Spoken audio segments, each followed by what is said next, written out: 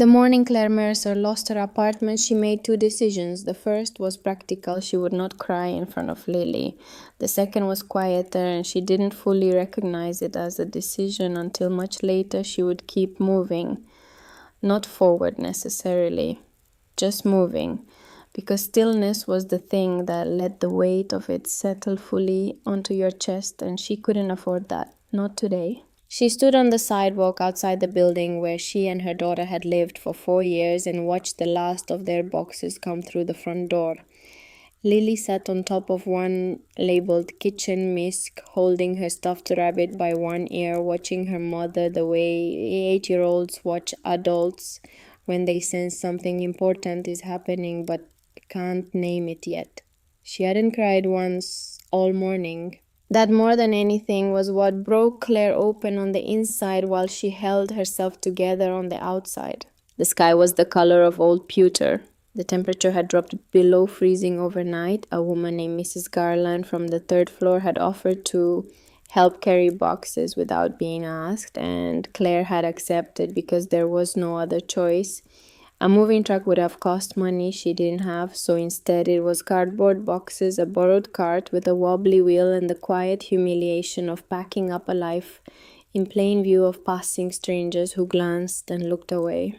Claire loaded another box into the back of the Civic and told herself to keep moving. She had $280 in her checking account, a 12-year-old car that needed brake pads, a daughter who was 8 years old and too perceptive for her own good, and 43 job applications that had returned 11 rejections and 32 silences, which she had learned was his own particular kind of answer. She had worked at Keystone Insurance for 6 years. Answered phones, processed claims, memorized the names of regular callers. Built something that felt, if not like a career, then at least like a foundation. And then one Tuesday morning, there was a sign on the door and a number to call for severance information, and the regional office that had employed her for 6 years was simply gone. The severance lasted 2 months. The job search lasted longer.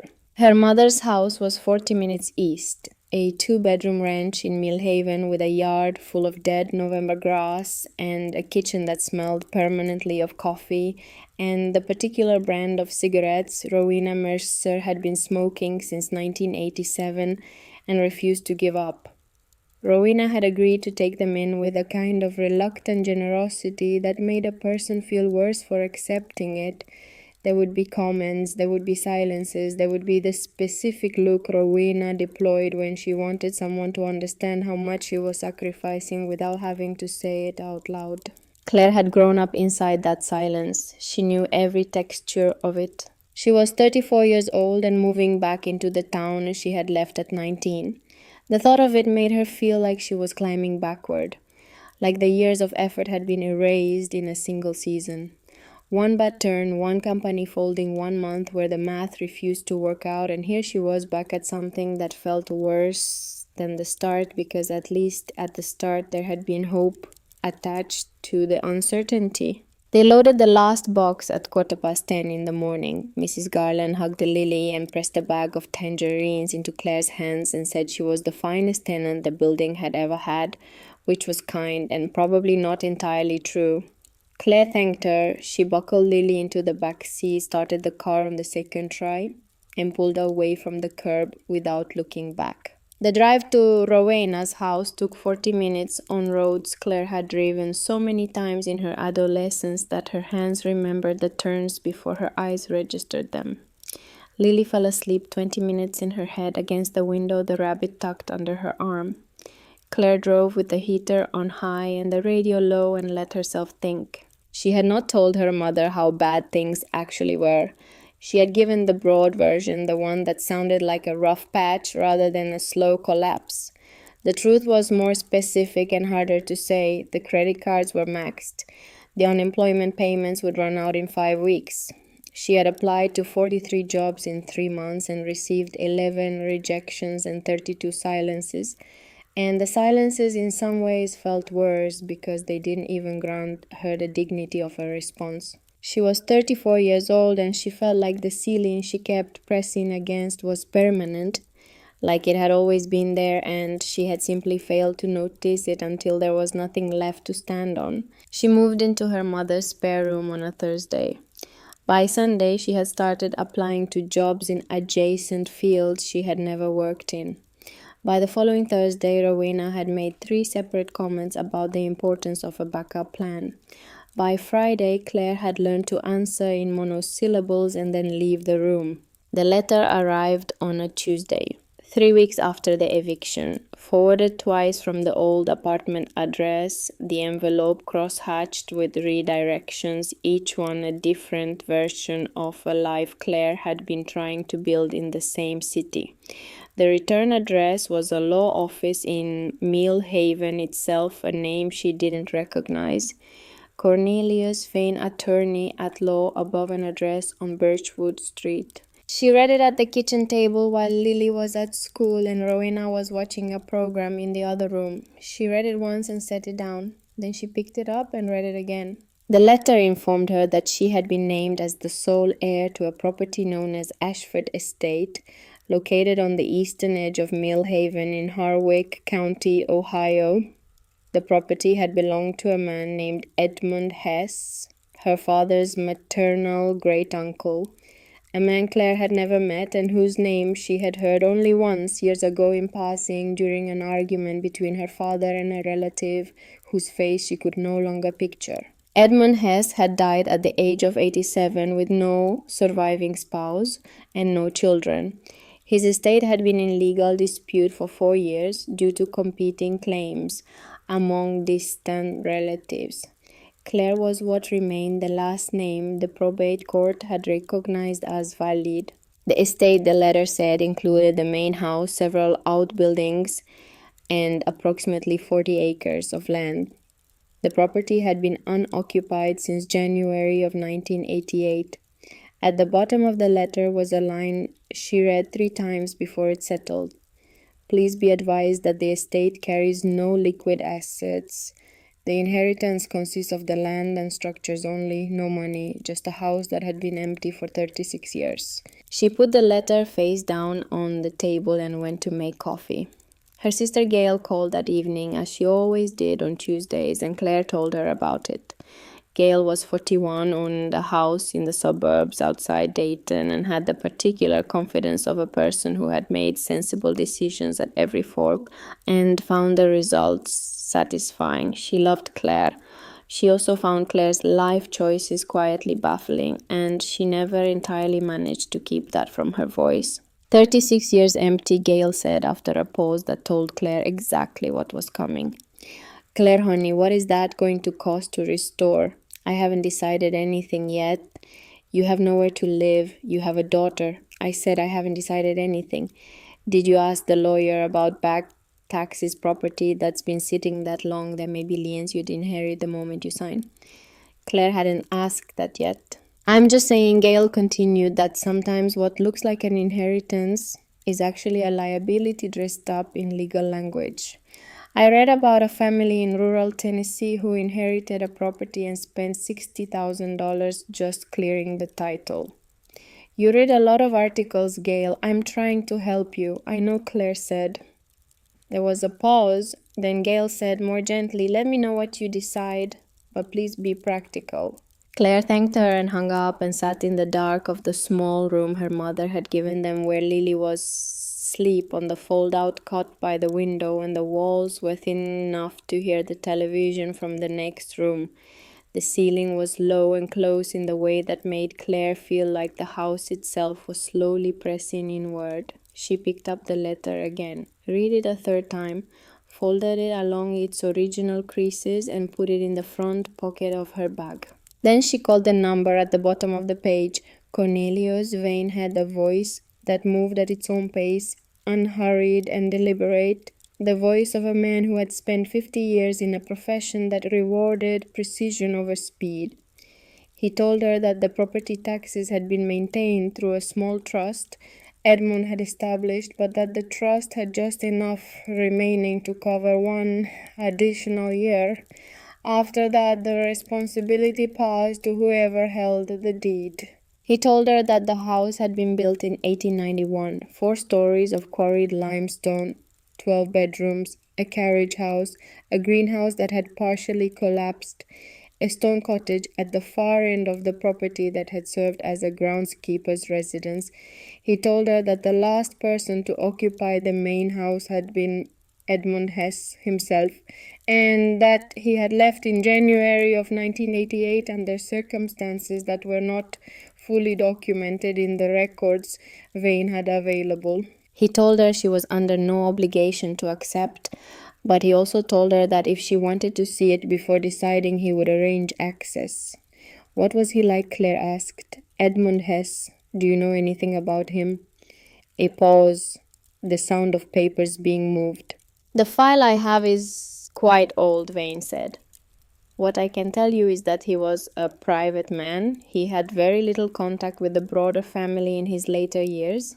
There are notes in the original probate records suggesting the estate may contain personal effects of some significance, but no formal inventory was ever completed. The house has been sealed since he left it. Sealed how? Locked, boarded in places, utilities were disconnected sometime in the early 90s. But structurally based on the most recent county survey, the main house is considered sound. Claire thought about the fold-out cot, about her mother's particular silence filling every room. I'd like to see it, she said. She told Rowena over a dinner that night. Her mother set her fork down with deliberate care and looked at Claire the way she had always looked at Claire when she felt a lecture was necessary but was deciding how direct to make it. It's been empty since Reagan, Rowena said. It's probably full of mold and animals and things that need to be torn down before anyone can live in them. I'm just going to look at it. Your father's family was always complicated, even the ones I never met. You never met any of them. Exactly. Her mother picked up her fork. There was a reason for that. Lily had been quiet through the whole dinner, eating carefully. Listening, she looked up now and asked with the serious practicality of an 8-year-old processing new information. Is it a big house, Mom? I don't know yet. Is our name going to be on it? It might be. Soon. Lily considered this. She twirled another bite of food. I think we should go look, she said with the settled certainty of someone who has made up her mind some time ago and is only now announcing it. Claire reached over and touched her daughter's hair. Yeah, she said. I think so too. The drive to Birchwood Street took 8 minutes. Cornelius Vane's office was on the second floor of a narrow brick building that had been there long enough to have developed its own specific lean. The stairs creaked at the 4th step and the 7th. His office smelled of old paper and the particular kind of order that accumulates over decades. He was shorter than his voice had suggested. Neat white hair, rimless glasses, the careful handshake of a man who had delivered difficult news many times and had learned to make contact gently. He laid the paperwork across the desk and walked Claire through it with the same unhurried patience he'd shown on the phone. And then he said the thing he had not said on the phone. There's something you should be aware of before you sign, he said. He opened a separate folder, thinner than the main file. There are 2 wills. Claire looked at him. Edmund executed a will in 1979 that distributed his estate among several surviving relatives. He executed the second will in November of 1987 that superseded the first and named you as sole beneficiary. The 1987 will has been challenged in probate court by a group of relatives who claim Edmund lacked testamentary capacity at the time of signing. Who is leading the challenge? A man named Owen Hesse. He paused. Edmund's second cousin once removed. He's been pursuing this through the courts for 4 years. The probate judge has given you 60 days from the date of that letter to formally accept or decline the inheritance. If you decline, the estate will be distributed according to the 1979 will. If you accept, the legal challenge continues and you will need to defend the validity of the 1987 document. This was the part Vane had moved past quickly on the phone. Claire understood now why. She looked at the two wills side by side on the desk. The 1979 document was long and detailed, distributed across multiple names she didn't recognize. The 1987 document was 2 pages. Her name appeared once clearly on the line that mattered. She signed the acceptance papers that afternoon. Vane gave her the keys, 3 of them on an old iron ring, dark with age, and a county map with the property marked in red. He told her the nearest hardware store was on Route 9. He told her the utilities could be restored with the call to the county office, though the interior wiring would need inspection first. As she stood to leave, she asked one more question. Do you know why Edmund left in 1988? Vane looked at her over the rims of his glasses. The files I have don't give a clear answer to that. He paused. What I can tell you is that he was here one day and gone the next. He drove past the Mill Haven filling station on Route 6. The owner at the time knew his car and kept going. He never came back. He held her gaze for a moment longer than necessary. Miss Mercer, he said carefully, whatever you find out there, take your time with it. She didn't know what to make of that yet. She thanked him and walked down the creaking stairs to the street where Lily was waiting beside the car, eating crackers from a bag, looking at the storefronts with the curious expression she wore when absorbing a new place. Did we get it? Lily asked. We got it. Lily processed this for a moment. Can we go see it now? That's exactly where we're going. The road to Ashford Estate was paved until the last mile and a half, where it became packed, dirt, rutted, and ridged by 36 years of freeze and thaw, with no one to grade it smooth. Tree branches had grown over the road in places, forming low tunnels that scraped the roof of the Civic as they passed beneath. The afternoon light came through the bare November trees in long broken lines, striping the road in pale and shadow. Lily had her face pressed to the window. They came around a long curve and the gates were there, iron between 2 limestone posts standing open at an angle that suggested they had been left that way a long time ago. The iron was rust brown along the hinges. One of the posts had a crack running from top to bottom filled in with moss and time. A chain hung loose from the latch attached to nothing on the other end. Claire drove through slowly. The grounds beyond the gates were deep in dead vegetation, the grass flattened and pressed by decades of neglect. Shrubs that had once been shaped into something formal now sprawled in every direction. The trees that had been planted in rows along the drive had grown wild and unpruned, their branches crossing overhead in irregular patterns. A stone urn had toppled from its base and lay cracked in the weeds, half buried. Then the drive curved and the house came into view and Claire stopped the car. She had expected something grim, a ruin. Boards over windows, a collapsed roofline, the kind of visible deterioration that 36 years of vacancy achieves. What she saw instead stopped her breath in a way she hadn't prepared for. The house was vast, 4 stories of grey limestone rising against the winter sky. The stone had weight to it, the kind quarried and cut and placed by hands that understood the work would outlast them. The roofline was complicated with towers at each corner and dormers along the upper floor and a wide central section with a peaked gable above the main entrance. The windows ran in rows across each floor, most of them intact, coated in decades of grime but unbroken. A broad stone staircase led up to the front door, flanked by stone balustrades, some of which had crumbled at the edges but most of which still stood.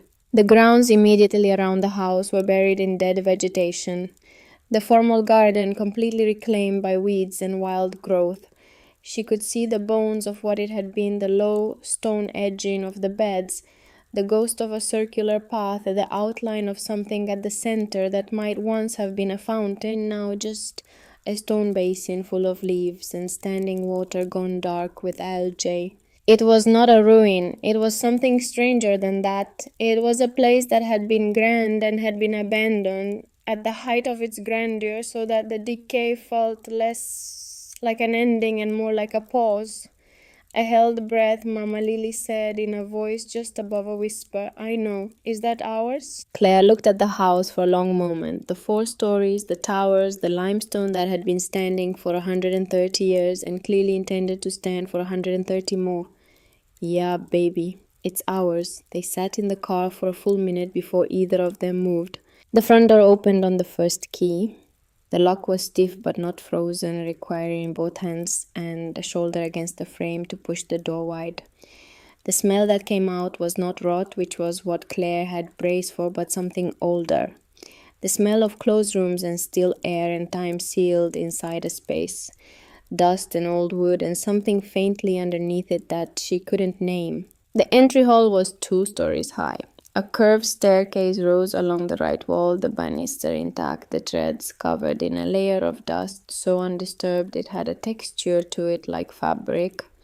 The walls were dark wood paneling gone nearly black with age, hung with framed paintings she couldn't make out in the dimness. A chandelier hung overhead, its crystal clouded with grime, a few pendants missing.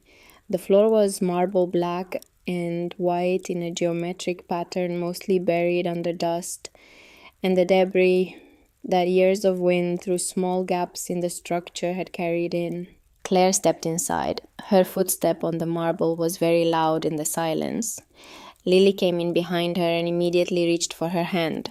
They stood together in the entry hall, 2 people in a space built for many more, and listened to the quiet of the house, which was not quite total. There were small sounds in it, the creak of the structure adjusting to the cold, something far away that might have been wind through a gap in an upper window, the particular quality of silence that belonged only to very old and very large spaces.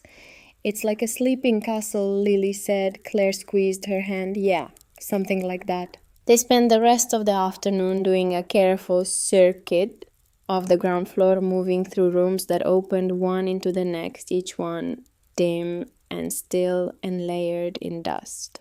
A formal dining room with a long table still set with dishes, the china dusty but unbroken, as though the last meal had ended, and no one had cleared the table before leaving. A drawing room with furniture still covered in dust sheets, the fireplace intact and large enough to stand in. A library with floor-to-ceiling shelves still full of books, the spines unreadable in the poor light. A study where paper still covered the desk and a brass pen holder stood undisturbed, as though the man who worked here had simply stepped out and never come back. That was what struck her most. The house had not been stripped. Edmund Hesse had not sold anything, had not emptied the rooms, had not arranged for anyone to come in and clear the personal effects before he left. He had left it all exactly as it was. The dishes on the table, the papers on the desk, the books on the shelves, like a world preserved under glass, like he had left in a hurry, or like he had left deliberately knowing exactly what he was leaving behind and why. The kitchen was at the back of the house, large enough to serve the household this building had been designed for, with a central wooden worktop worn smooth by decades of use, a cast iron range that had to be original to the house, and copper pots still hanging from the ceiling rack, green with oxidation. A door in the back wall was fitted with a padlock through a hasp. Claire tried all 3 keys on the iron ring. None of them fit. She stood at the door for a long moment, her hand on the padlock, feeling the weight of it. Then she looked more carefully. The cast iron on the range was original, dark and seasoned and old. The copper pots were old. The wooden worktop had the worn finish of generations of use.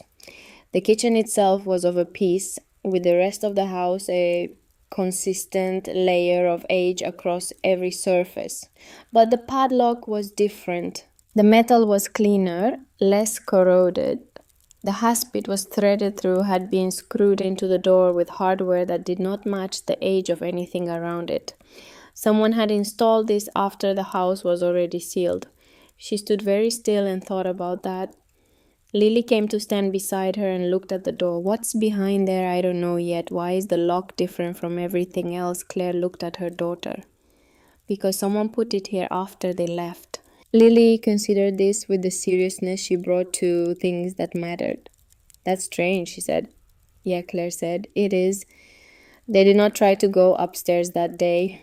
The light was failing and she hadn't brought flashlights and she didn't want to take chances in a structure she hadn't assessed.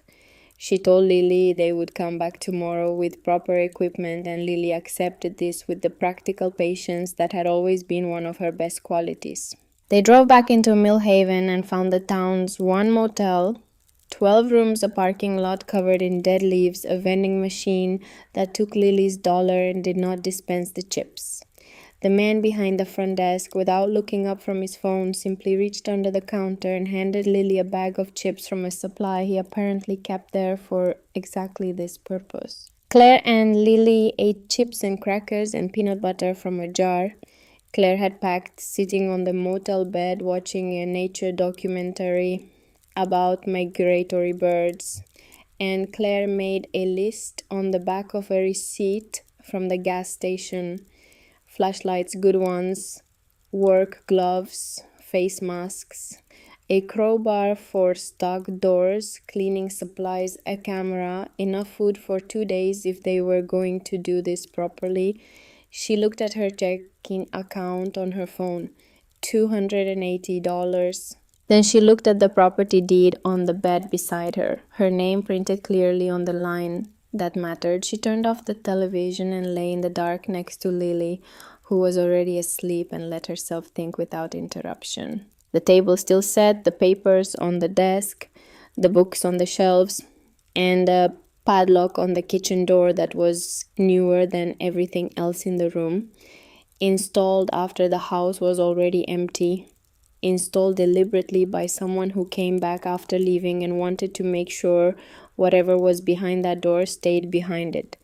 Why would Edmund Hess leave and then come back just to lock a door unless the question was wrong?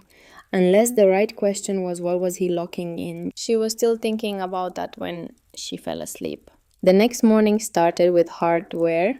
She drove to the store on Route 9 and spent $140, which left her sick with the spend, but there was no way around it.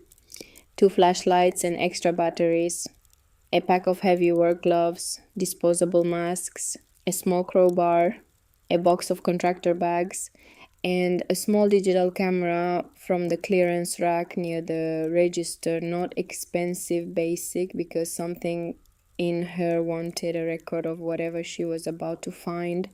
Something in her had been paying attention to the locked door and the padlock and the quiet weight of everything she didn't yet know. They went back through the iron gates in the cold, pale light of 8 in the morning. The house looked different in the early light, less oppressive, the limestone warmer, the detail of the carved stonework above the main entrance more visible. Claire could see things she had missed the afternoon before. Figures worked into the arch above the door, ironwork on the windows, decorative and precise, the remains of a kitchen garden along the western wall, the outline of what had once been a rose arbor against the far wall of the grounds, its frame collapsed but its stone footing still intact. Someone had loved this house. That was what the details said. Someone had built it with care and tended it with care for a long time. And then something had happened and it had been sealed and left. They went in through the front door and straight to the study on the ground floor. Claire wanted to look at it properly before anything else, this room with papers still on the desk. The sense of interrupted work of a moment suspended in time like a photograph of something that had once been fully alive. In the top left drawer of the desk, she found what she hadn't thought to look for. A journal, slim leather-bound, the kind meant for notes rather than narrative. She opened it carefully. The handwriting was small and very neat, the pen pressure even and consistent. The entries were dated. The most recent was from December of 1987, 7 weeks before Edmund Hess had driven past the Millhaven filling station and kept going. She read the December entry slowly. He wrote about the collection, not vaguely but specifically. He referred to items by numbers and informal shorthand that she didn't yet have the context to decode. He wrote about a significant new acquisition that had arrived in October and was now stored properly. He wrote that the collection was as complete as he was likely to make it. And then at the bottom of the entry, in slightly different ink, as though added later the same day, a single line. There are people asking questions I cannot answer safely. I do not yet know what I will need to do.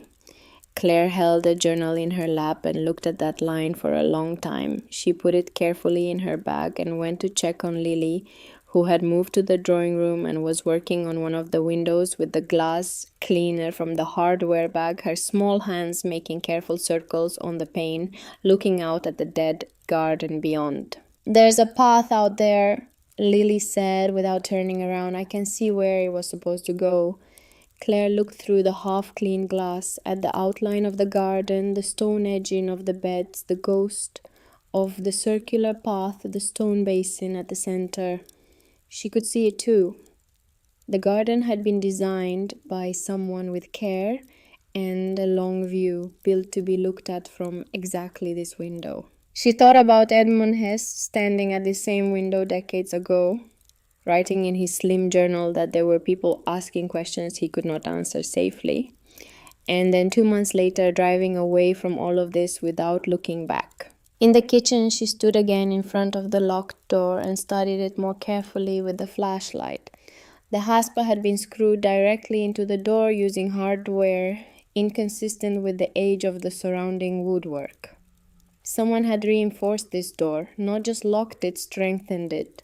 The door itself was original, the same age as the kitchen, but the hasp and the screws were not. She used the crowbar on the screws rather than the lock. 3 minutes of work and the hasp swung free and the padlock came with its still lock, still protecting nothing because the door itself was now open.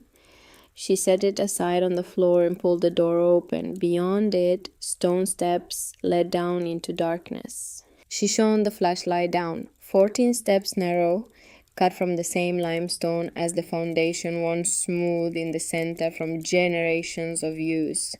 The walls on either side were unfinished stone, the mortar between the blocks dark with age. The bottom of the staircase was not visible from the doorway, the angle too steep, the dark completely beyond what the flashlight could reach. The smell that came up from below was different from the rest of the house, cooler, drier. The smell of stone and deep still air and something underneath it, faint and impossible to name, that made the hair on Claire's arms lift. She stood at the top of the stairs for a long time. Lily came to stand beside her. They both looked down into the dark. Is that where the lower level is? Lily asked. I think so. Are we going down? Claire thought about the journal entry, about the padlock that didn't match, about a man who had locked this door from the outside when he left, which meant whatever was behind it had not been locked in because it was dangerous. It had been locked in because it was valuable, because it was meant to wait. She thought about Cornelius Vane's voice on the phone, careful and slow. Whatever you find out there, take your time with it. She thought about $280, about 43 applications and 32 silences, about the fold-out cot at her mother's house and the ceiling that felt lower every morning. Yes, she said, but not today. We're losing light and I want to know what we're doing before we go down there. Tomorrow we come back with better equipment and a plan. She stepped back and pulled the door mostly closed. Lily looked at the door for a moment longer, then looked at her mother. Mom, she said. Yeah, I think this house is keeping something. Claire looked at the stone steps disappearing into the dark, at the broken hasp on the kitchen floor, at the padlock sitting there, still locked, still protecting whatever it had been left to protect.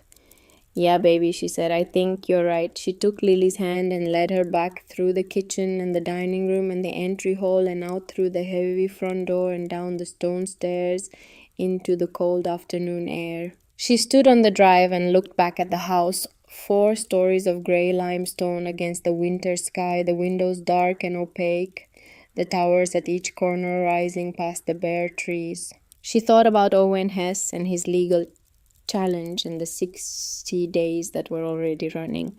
She thought about the 2 wills and what it meant that Edmund had written the second one in November of 1987, The same month, he wrote in his journal that there were people asking questions he could not answer safely. She thought about the padlock and the journal and the unhurried way Cornelius Vane had said, "Take your time with it," as if he knew there was more to find but had decided not to be the one to tell her. She thought about what it would mean to be the person who came here when no one else did, who signed the deed and opened the door and went down the stairs. She walked back to the car, started it on the first try for once, and she drove back toward Mill Haven to plan for tomorrow. That night she did not sleep well. She lay in the motel bed and the house occupied her thoughts with the particular persistence of something that had taken root. The table still set for a meal that was never finished. The papers still on the desk, as if waiting for a hand that would never return to them. The journal entry and its final line, the locked door and the padlock that was newer than everything around it. She got up at 2 in the morning and sat at the small motel desk with a notepad and wrote down what she knew, the way she used to organize complicated claims at Keystone when the pieces didn't fit together easily and she needed to see them laid out. Edmund Hess traveled extensively Europe, possibly elsewhere. Lived at Ashford Estate from sometime in the late 1960s. Rarely left the property in later years. Left in January 1988 under circumstances not fully documented, never returned. Died without returning. Then she wrote journal entry, December 1987. People asking questions he could not answer safely. Then she wrote 2 wills. One from 1979, one from November 1987, the same month as the journal entry. Then she wrote Owen Hess, leading the challenge against the 1987 will. Present during the same period. She looked at that last line for a while. Then she wrote one more thing. She wasn't sure why she wrote it. It was more of a feeling than a conclusion, and she was a practical person who didn't usually write down feelings. But she wrote it anyway. Edmund didn't leave because he was afraid of what was downstairs. He left because of whoever was asking questions up here. She put the pen down, looked at the ceiling of the motel room. Somewhere in the direction of the estate, the iron gates she had driven through twice now stood open in the dark the way they had stood since 1988. And somewhere behind the limestone walls in the rooms beneath the ground floor, something waited in the still and sealed dark with the patience of things that know they will eventually be found. She closed her eyes. Outside, the wind moved through the bare November trees. And Claire Mercer lay in a $12 motel room in Mill Haven, Ohio, with $280 and a deed to a house she didn't yet understand and a locked door she hadn't yet opened, and felt for the first time in longer than she could remember that the ceiling she kept pressing against was not actually a ceiling at all. She just hadn't found the door yet. She bought a second flashlight at the hardware store on Route 9 the next morning, a heavy utility model with a wide beam, the kind electricians carried into crawl spaces and didn't bring back until they had answers. Lily held the smaller one and wore her rubber boots, and had decided, apparently between sleeping and waking, that today was different from yesterday. Yesterday had been exploration. Today was work. That was the word she used at breakfast over eggs at the diner on Millhaven's Main Street. Work. Spoken with the gravity of someone who had thought it through and arrived at a conclusion. Claire looked at her daughter across the laminate table and felt something she didn't have an immediate word for. Not quite pride, not quite relief, something that lived between the two and belonged specifically to the experience of watching your child be more themselves than you expected. They drove through the iron gates at 8:15 in the morning. The house stood in the pale winter light exactly as they had left it, and yet it looked different. The way places always look different once you have decided something about them. The limestone less forbidding, the dark windows less opaque, the stone staircase leading up to the front door less like an obstacle and more like an entrance. Claire parked close to the steps, gathered the equipment from the back seat, and stood for a moment in the cold looking at the house. Then she went in. They moved through the entry hall and the dining room and the kitchen with the purpose of people who knew exactly where they were going. Claire set the heavy flashlight on the worktop and pulled on her work gloves. The broken hasp from the previous day still lay on the floor where she had left it, the padlock beside it still locked, attached now to nothing. She looked at the door, then she looked at Lily. One hand on the wall going down, she said, "If I tell you to stop, you stop." Lily nodded. She already had her small flashlight switched on the beam pointing at the floor. Claire put her foot on the first stone step. The stairs were steeper than they looked from above. 14 steps, each one cut from the same grey limestone as the foundation walls, each one worn smooth in the center in the particular pattern that came from generations of use, and narrowing and deepening along the middle of the tread that told her these stairs had been walked often for years before the house was sealed. At the bottom, the floor leveled out. Claire swept the heavy flashlight in a slow arc and stopped breathing for a moment. The basement was not a single room. It was a corridor, white stone floored with a low arched ceiling and doors on both sides spaced at regular intervals down its length. The corridor extended beyond what the flashlight could fully illuminate, disappearing into the dark at what looked like a larger door at the far end. The walls were bare limestone, the same color as the foundation above, with iron torch brackets spaced along them at intervals. A series of wall-mounted electric fixtures ran along the ceiling, empty of bulbs, their wiring running back toward a circuit panel she could see mounted beside the large door at the far end. The floor was thick with undisturbed dust, no footprints except the ones they were making now. Lily came down the last 2 steps and stood beside her. "How far does it go?" she asked, her voice barely above a whisper in the way that very large and very quiet spaces seemed to require. Claire shone the beam to its limit. "Far enough," she said. They moved down the corridor. Claire tried the first door on the left. The handle turned without resistance, the hinges smooth and quiet, someone had maintained. The mechanism oiled it at some point before the house was sealed, and she pushed it open and put the flashlight through first. The room was small, perhaps 15 feet by 12, and lined entirely with wooden racks built floor to ceiling along all 4 walls. The racks were the kind used in wine cellars, each slot sized to hold a bottle horizontally. But the slots did not hold bottles. They held tubes, cardboard and metal tubes of varying diameters, each one capped at both ends, stacked horizontally in the slots with the careful regularity of a library's periodical archive. There were more than 100 of them. Each tube had a small paper tag attached with string numbers written in a neat and consistent hand. Claire took a tube from the nearest slot, thick-walled cardboard. The caps fitted tightly. She worked one end loose and tilted the tube, and a rolled cylinder of canvas slid out, wrapped once in a layer of thin cotton muslin that had gone yellow with age. She held the flashlight under her arm and carefully unrolled the first 2 inches of canvas, just enough to see what was there without risking damage to the rest. Oil paint, very old oil paint. The surface was cracked in the fine web pattern she had seen once in a magazine article about museum conservation. The technical term was craquelure, a word she had read once and retained without knowing why, and now it surfaced from wherever she had stored it. That pattern of age lines appeared in paintings centuries old.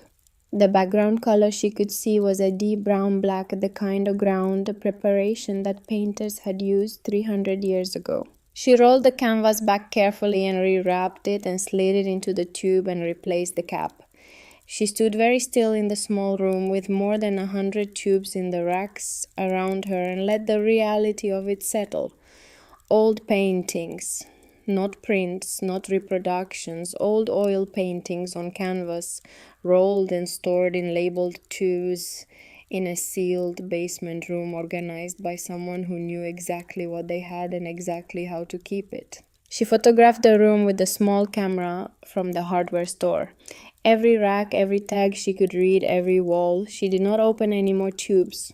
She had seen enough for now. The second door on the left was locked. None of the keys on the iron ring fit. She noted it and moved on. The third door opened onto a room of wooden crates, large ones stacked 3 and 4 high, each one stenciled with symbols and numbers she couldn't decode. The wood was old, but the stenciling was intact, the painted letters and numerals still sharp against the grain. Some crates were very large, the size that might contain a piece of furniture or a substantial sculpture. Some were smaller, the size of a suitcase. All of them were sealed with screws rather than nails and sealed well. The joint between lid and body fitted tightly enough that no light showed through. She photographed them all. Then she crossed the corridor and opened the first door on the right and stopped. The room was lined with open shelving, 3 walls of it floor to ceiling. And on the shelves were objects made of gold. Not coins, not jewelry, though there was some of that. Objects. Worked gold, solid and heavy looking even from the doorway, some small enough to hold in a closed fist, some larger bowls and vessels and figures and pieces that might have been architectural fragments. All of them in a style she had seen once in a documentary about pre-Columbian civilizations of South America, the kind of objects that existed in the great museums and had not been in private hands for generations. The surfaces were unmarked by tarnish or corrosion because gold did not corrode. They sat in the dark as complete and clean as the day they were made, whenever that was, whether it was 500 years ago or 1,000. Claire stood in the doorway and could not speak for a full minute. Lily came to stand beside her and looked over her arm. "Are those real?" Lily asked. "I don't know yet," Claire said. She heard her own voice, flat, careful, the voice she used when she needed to stay level. "I think so. I don't know." She photographed the room, every shelf, every object, every angle the flashlight would reach. She moved around the perimeter with deliberate care, the kind of care that came from understanding at some instinctive level that she was in a place where wrong decisions could have consequences she couldn't yet calculate. She did not touch anything. They went back into the corridor. At the far end, beside the large door she had seen from the stairs, she found the circuit panel she had noticed earlier.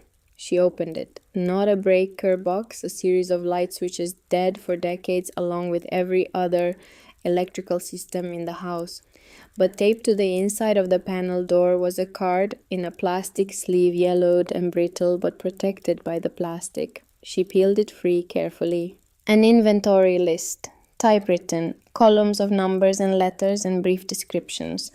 The paper was old, but the sleeve had kept it legible. She read down the first column, then she read it a second time.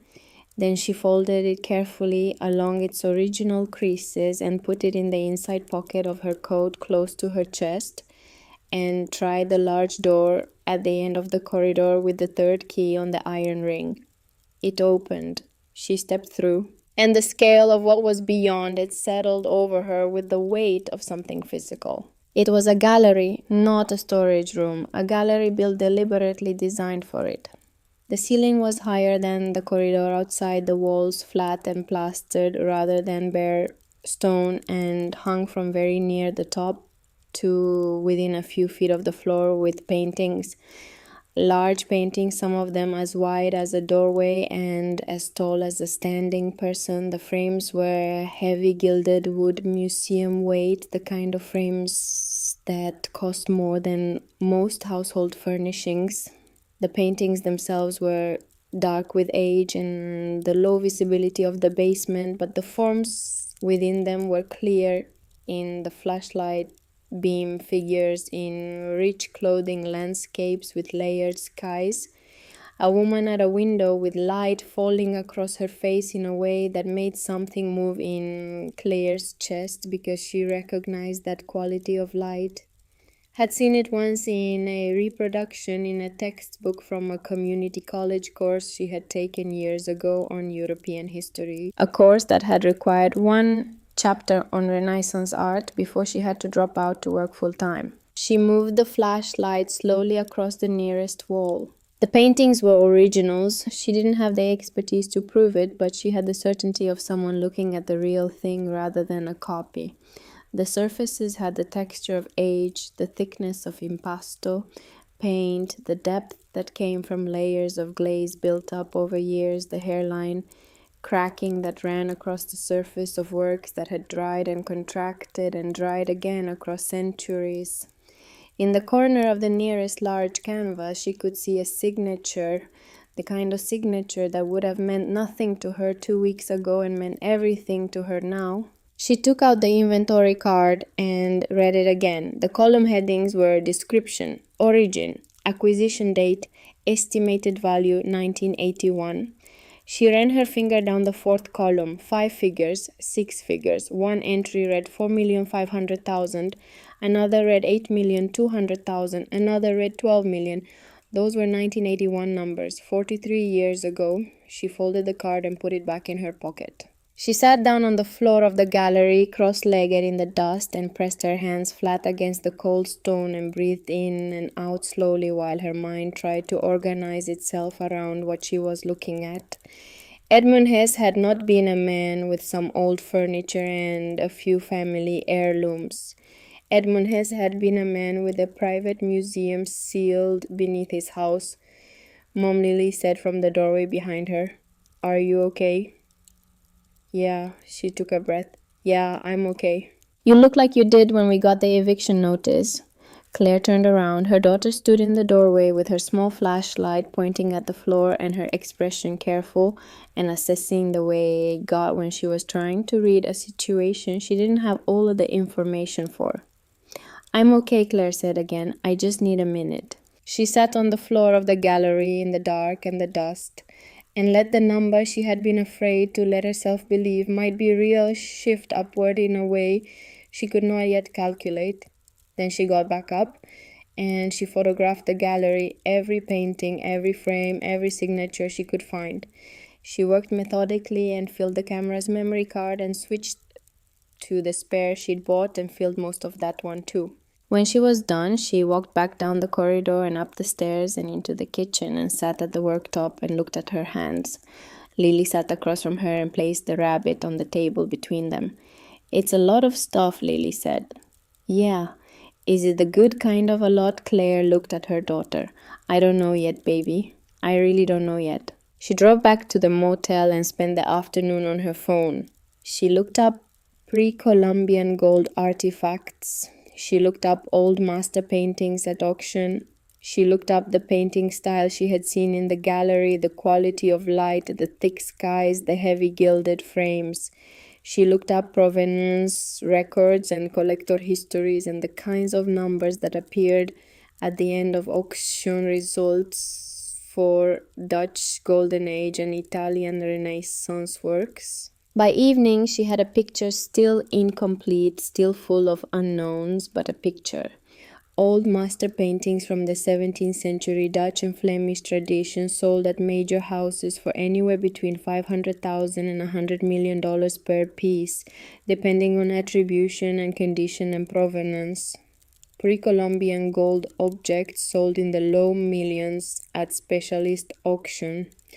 The rolled canvases in the tubes could be anything from minor period works to major pieces that had been absent from the scholarly record for decades. She did not know what she had, but she knew it was not nothing. She searched for the name Edmund Hesse that night and found almost nothing. A brief mention in a 1974 Millhaven County newspaper noting his attendance at a local historical society meeting. A reference in the catalog of a 1969 New York gallery exhibition thanking private collectors who had loaned works. The catalog's title was Rediscovered Works, Dutch and Flemish Masters from Private Collections. His name appeared in the records of a maritime shipping company in 1961, 1964, and 1968 as a client for overseas freight. She found a brief review of the 1969 exhibition in a newspaper archive. The reviewer described the show as containing several works previously unknown to scholarship loaned by collectors who had acquired them through private European sales in the post-war period. She sat back and looked at those words. Post-war private European sales. In the years immediately following the Second World War, enormous quantities of European art had moved through private channels displaced by the chaos of the conflict and its aftermath. Some of those transactions had been legitimate, some had not. Much of what moved through the post-war art market had murky histories, provenance, records that were incomplete, or deliberately obscured works that had changed hands quickly as families tried to convert assets to cash or move things before borders changed again. She was not concluding anything specific. She didn't know enough to conclude anything. But the picture assembling itself in her mind was of a man who had known how to find things in Europe when prices were low and records were incomplete, and had brought what he found home to Millhaven and lived privately with it for the rest of his life. She wrote down the 1969 catalog reference. She wrote down the shipping company name and the dates. She noted the December 1987 journal entry and the November 1987 date on the second will.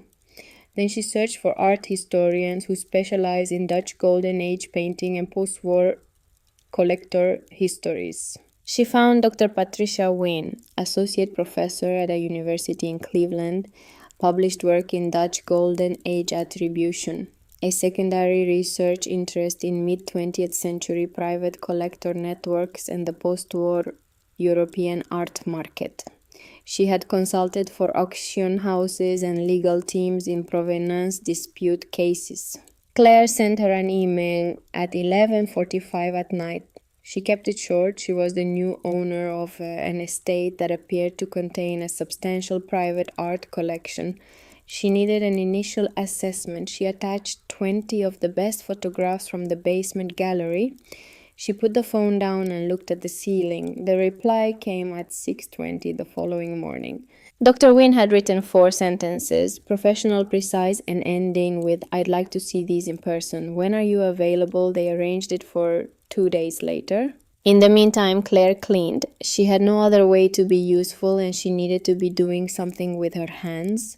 She drove to the hardware store and came back with mops and cleaning supplies and a bucket, and she started on the kitchen floor while Lily worked on the entry hall with a smaller broom, sweeping dust into piles and looking at what the dust had been covering the marble beneath, black and white and still intact, still geometric, still precisely what it had always been under everything that had accumulated on top of it. They opened the ground floor windows to air the rooms, pulled the dust sheets off the drawing room furniture and found it solid and undamaged beneath, cleaned the library windows and read the spines in the new light, European history, art archaeology, South American civilizations, numismatics, which Claire looked up and found meant the study of coins and currency. She catalogued the organization of the shelves in her notebook. Edmund's system was clear once you understood its logic. A deliberate mind had arranged these books and had maintained the arrangement for years.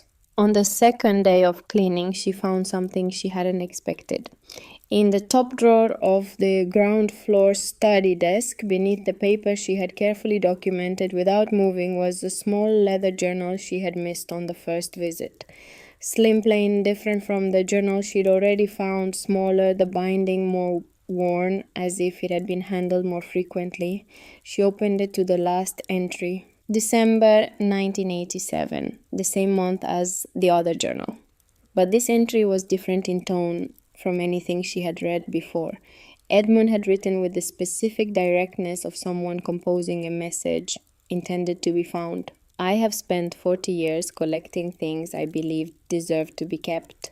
Some of what I have kept deserved instead to be returned. I knew this before I acknowledged it, and I acknowledged it before I acted on it, and I did not act on it in time. The reasons I told myself were practical. The real reason was fear. I am setting down what I know in the room below so that whoever comes after me will have what they need to do what I could not. I am sorry it falls to someone else. I chose poorly in this as in some other things. I hope I have not chosen poorly in you. Claire read it twice, sitting at the desk in the room where Edmund Hess had spent the last months of his life at Ashford. She put the journal in her bag alongside the first one and went to check on Lily. Dr. Patricia Wynne arrived on a Tuesday morning in a dark green SUV that navigated the rutted unpaved road with careful attention. She parked behind the Civic and got out and stood for a moment looking at the house, the way Claire had stood looking at it on that first afternoon that held breath before the scale of it settled. She was compact and precise in her movements, short dark hair going grey at the temples, wire-rimmed glasses, and the economical manner of someone who organized large amounts of information for a living. She wore a wax jacket and heavy boots and carried a leather bag and a hard case with equipment Claire didn't recognize. She shook Claire's hand, acknowledged Lily with a brief professional nod that Lily returned with the same gravity. Then she looked at the house. How long has it stood? She asked. 1891, according to county records. And empty since January 1988. Dr. Wynne looked at the carved stonework above the entrance, at the ironwork on the windows. The attention of someone searching for information rather than simply looking. You said in your email you hadn't disturbed the collection, she said. I opened the rooms and photographed what I could see. I unrolled one canvas to identify what was in the tubes and then re-rolled it immediately.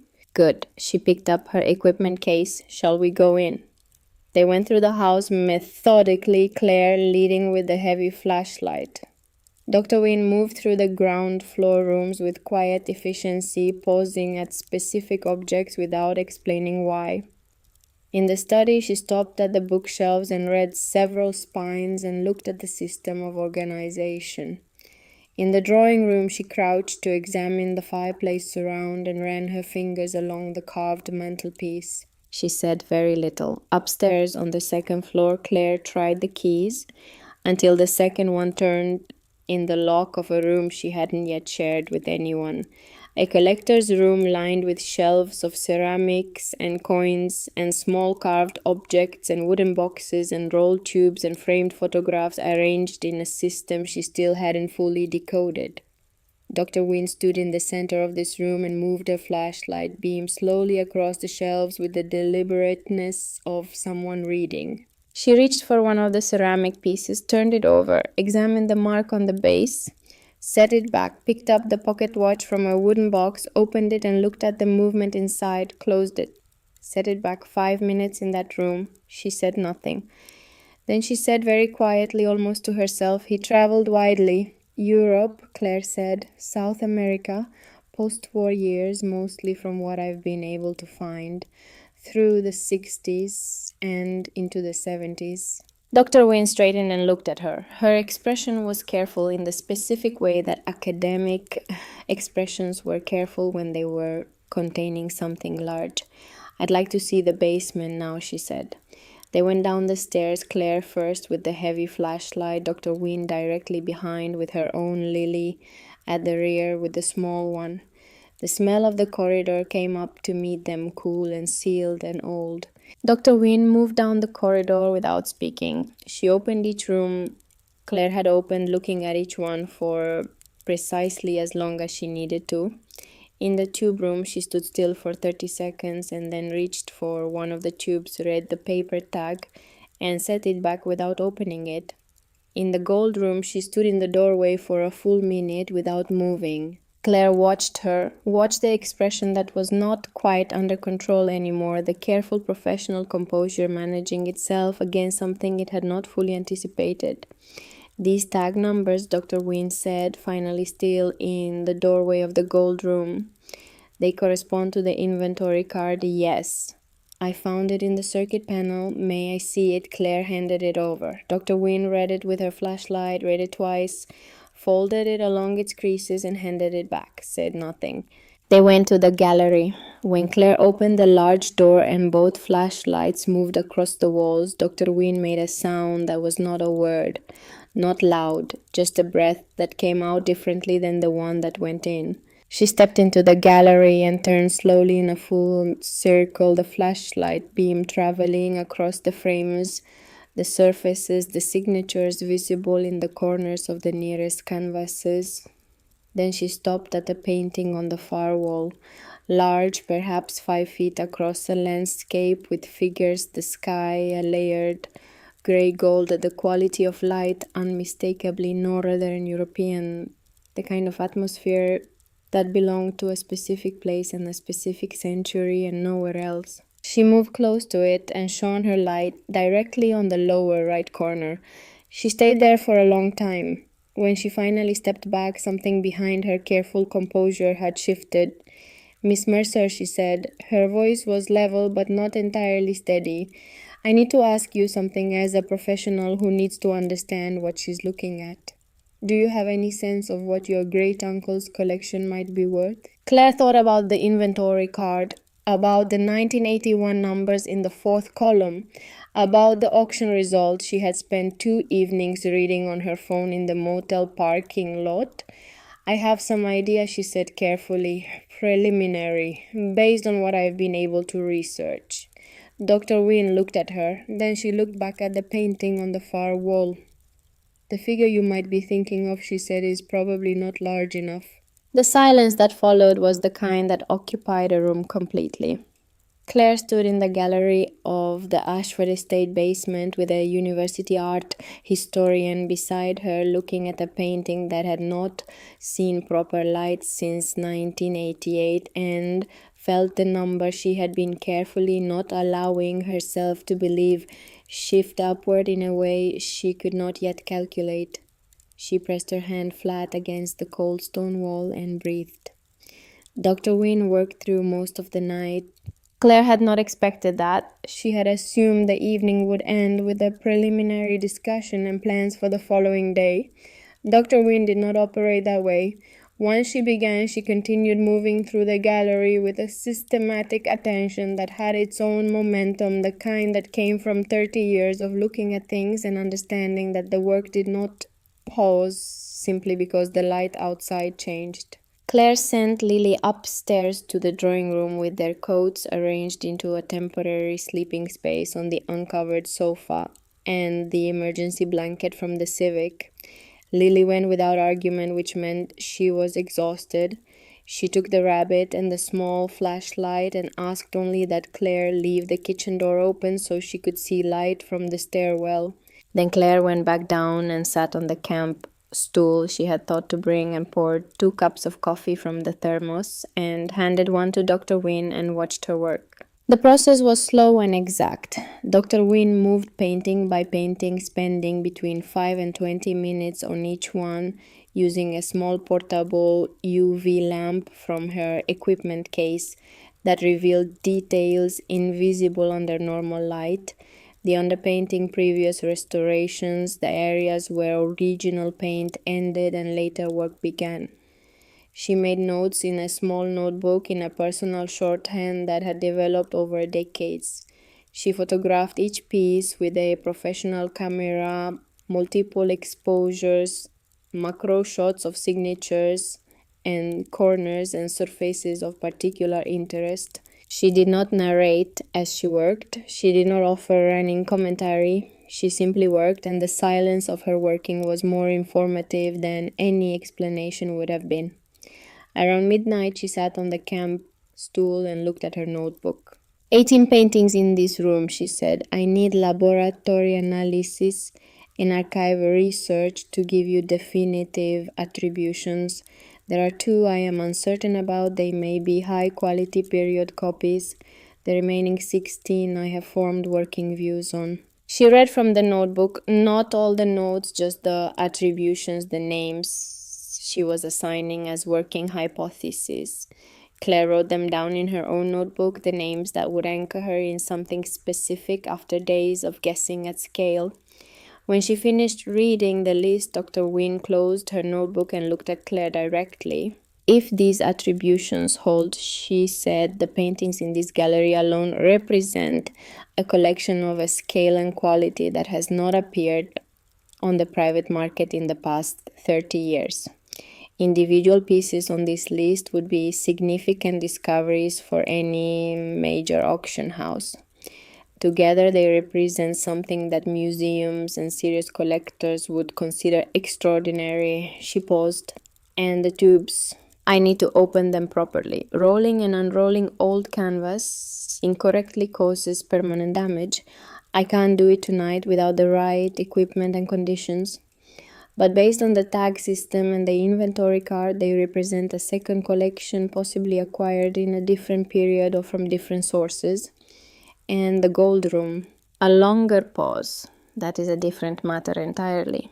Pre-Columbian gold objects of that type and apparent age are regulated by a body of international law that did not exist when they were acquired. The legal framework around their ownership and transfer is complicated and in some cases actively contested. Some may be claimable by institutions or nations of origin. I am not a lawyer and I cannot advise you on your rights with respect to those objects. She looked at Claire steadily. What I can tell you is that they are extraordinary and that they require careful handling physically and legally and in every other way. Claire wrote that down too. They left the basement at 2 in the morning. Claire locked the kitchen door behind her with the key on the iron ring and checked it twice. They drove back to Millhaven in their separate cars, Claire with Lily asleep across the back seat, the rabbit tucked under her arm. She did not sleep when she got back to the motel. She sat at the small desk with the notepad and looked at the names Dr. Wynne had read from her notebook. She looked at the inventory card with its 1981 numbers. She looked at the 2 journals in her bag, the entries from December 1987, the lines she had read enough times now to carry them without needing the page. There are people asking questions I cannot answer safely. I hope I have not chosen poorly in you. Outside, the wind moved through the November trees, and somewhere in the dark, beyond the edge of town, the stone house sat on its 40 acres, holding its breath the way it had held it for 36 years, waiting for whatever came next. 3 days after Dr. Wynne's first visit, Owen Hess came to Ashford. Claire was in the drawing room when she heard the car on the gravel drive. She went to the window, the one Lily had cleaned on the second day, the one that looked out over the ghost of the formal garden, and watched a black sedan stop in front of the stone staircase. 2 men got out. The first was a lawyer, identifiable by the way he carried his briefcase, and by the particular posture of someone whose job required him to arrive at places where he was not welcome and remain entirely comfortable about it.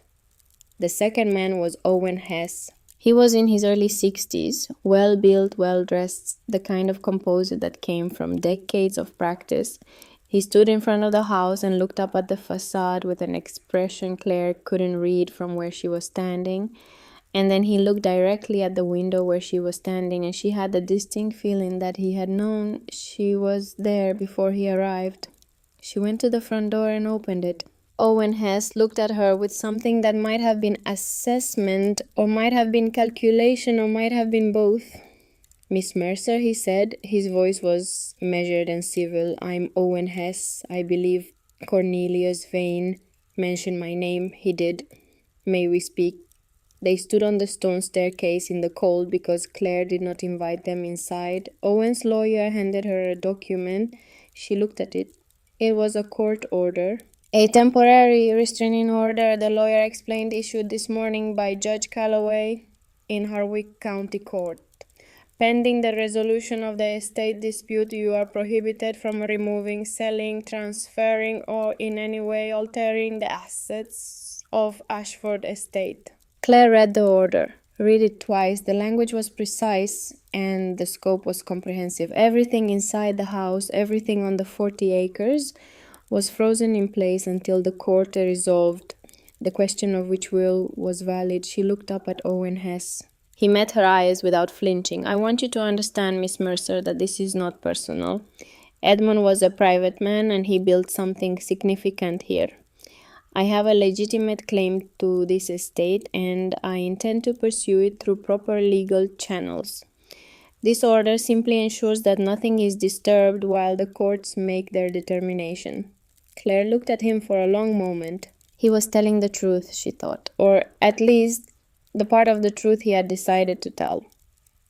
He did believe he had a claim. He was not wrong that the 1979 will had named relatives. He was organized and patient, and he had arrived with a court order already in hand, which meant he had been moving on this for longer than she had been aware. She thought about the December 1987 journal entry, about a man who had written that there were people asking questions he could not answer safely, about the second will signed the same month, the one that left everything to Claire, a woman Edmund had never met. She thought about the 60 days the court had given her, which were now at 43. I understand, she said. She folded the court order and held it at her side. Thank you for coming in person. Something shifted in Owen Hess's expression, not much, but enough. He had expected something other than composure. He nodded once. Good day, Miss Mercer. She watched the black sedan back down the drive and disappear around the curve. Then she went inside and called Cornelius Vane. He was not surprised. Owen has been preparing that motion for several weeks, Vane said. The timing is not accidental. He wanted to file before you had the opportunity to assess what the estate contains. Can he win a careful pause? The 1987 will is properly executed and witnessed. Edmund was assessed by his physician in October of 1987 and found to be in full cognitive capacity. I have those records. Owen's claim rests on the argument that Edmund was under duress or undue influence when he signed the 1987 document. That is a more difficult case to make than a simple competency challenge, but it is not impossible. What do I need? You need a lawyer who specializes in estate litigation and art law. I handle property and general estate work. This has become something larger than that. He paused again. There is something else you should know. She waited. Owen Hess knows what is in that basement, Vane said, or he knows enough. He has known for some time. He was in contact with Edmund in the final years before Edmund left Ashford. Whatever happened between them in 1987, that is the center of this. Claire stood very still in the kitchen of the house. She looked at the door where the padlock had been. She thought about the second journal and its final entry, about a man who had written that he had not acted when he should have and that the reason was fear.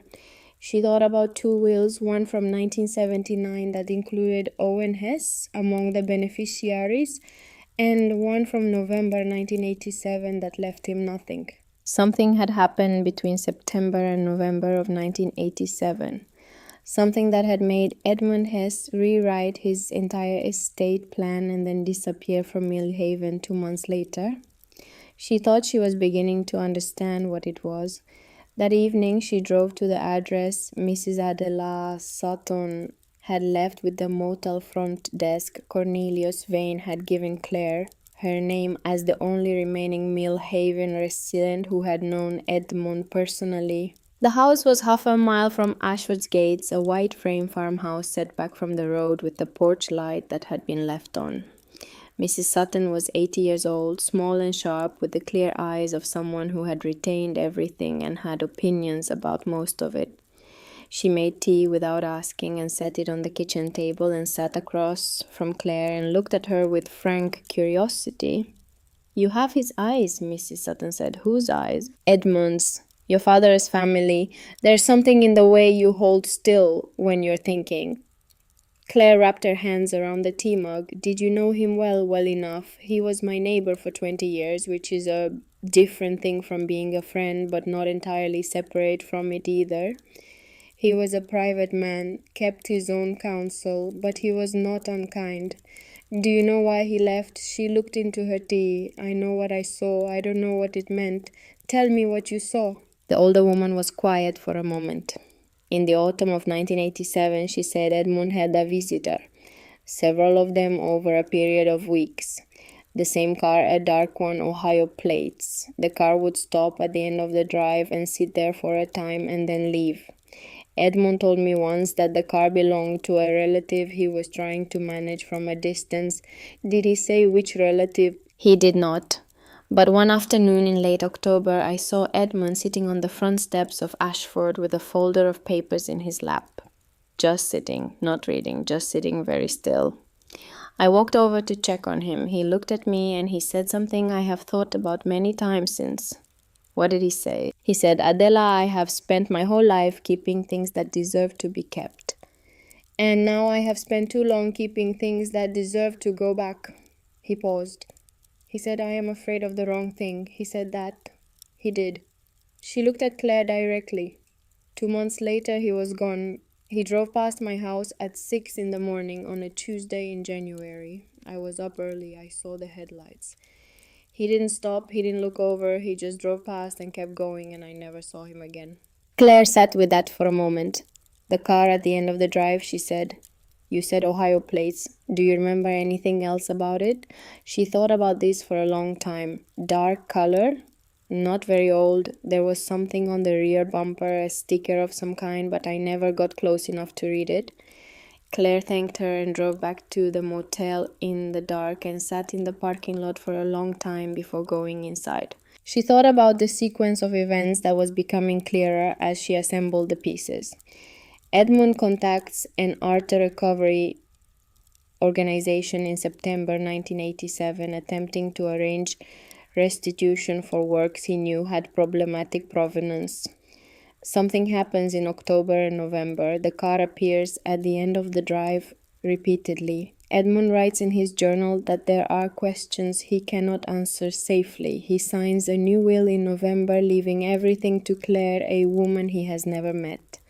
He sits on the front steps with a folder of papers and tells his neighbor he is afraid of the wrong thing.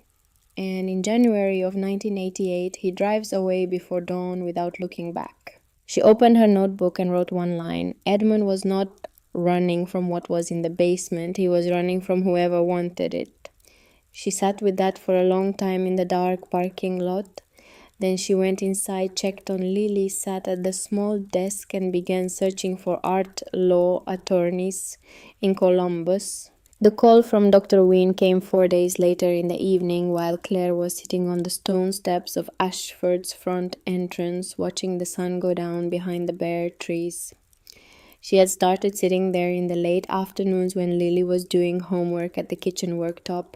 Something about the angle of the winter light across the grounds, the long shadows the trees made across the dead grass, the particular quiet of the property at dusk. She was beginning to understand why Edmund had lived here for 20 years and rarely left. Dr. Wynne had been back at the university consulting with colleagues and running archive searches on the photographs Claire had sent. Her voice on the phone was careful in the specific way it had been careful in the basement managing something large. I've been doing preliminary archival work, she said, cross-referencing the photographs against auction records, exhibition catalogs, and institutional provenance databases. I want to share what I found, but I need you to understand this is still preliminary. Go ahead, Claire said. Some of what you have is straightforward, Dr. Wynne said. Works that appear in Edmund's own purchase records bought through legitimate dealers in the 1950s and 1960s. Open market transactions. Incomplete provenance documentation by today's standards, but no indication of wrongful acquisition. Those are yours legally and without complication. And the rest? A pause. We have identified 11 works so far that appear on documentation held by European families who recorded their collections before the Second World War and attempted to account for them afterward. Families whose collections were displaced under duress during the Nazi occupation.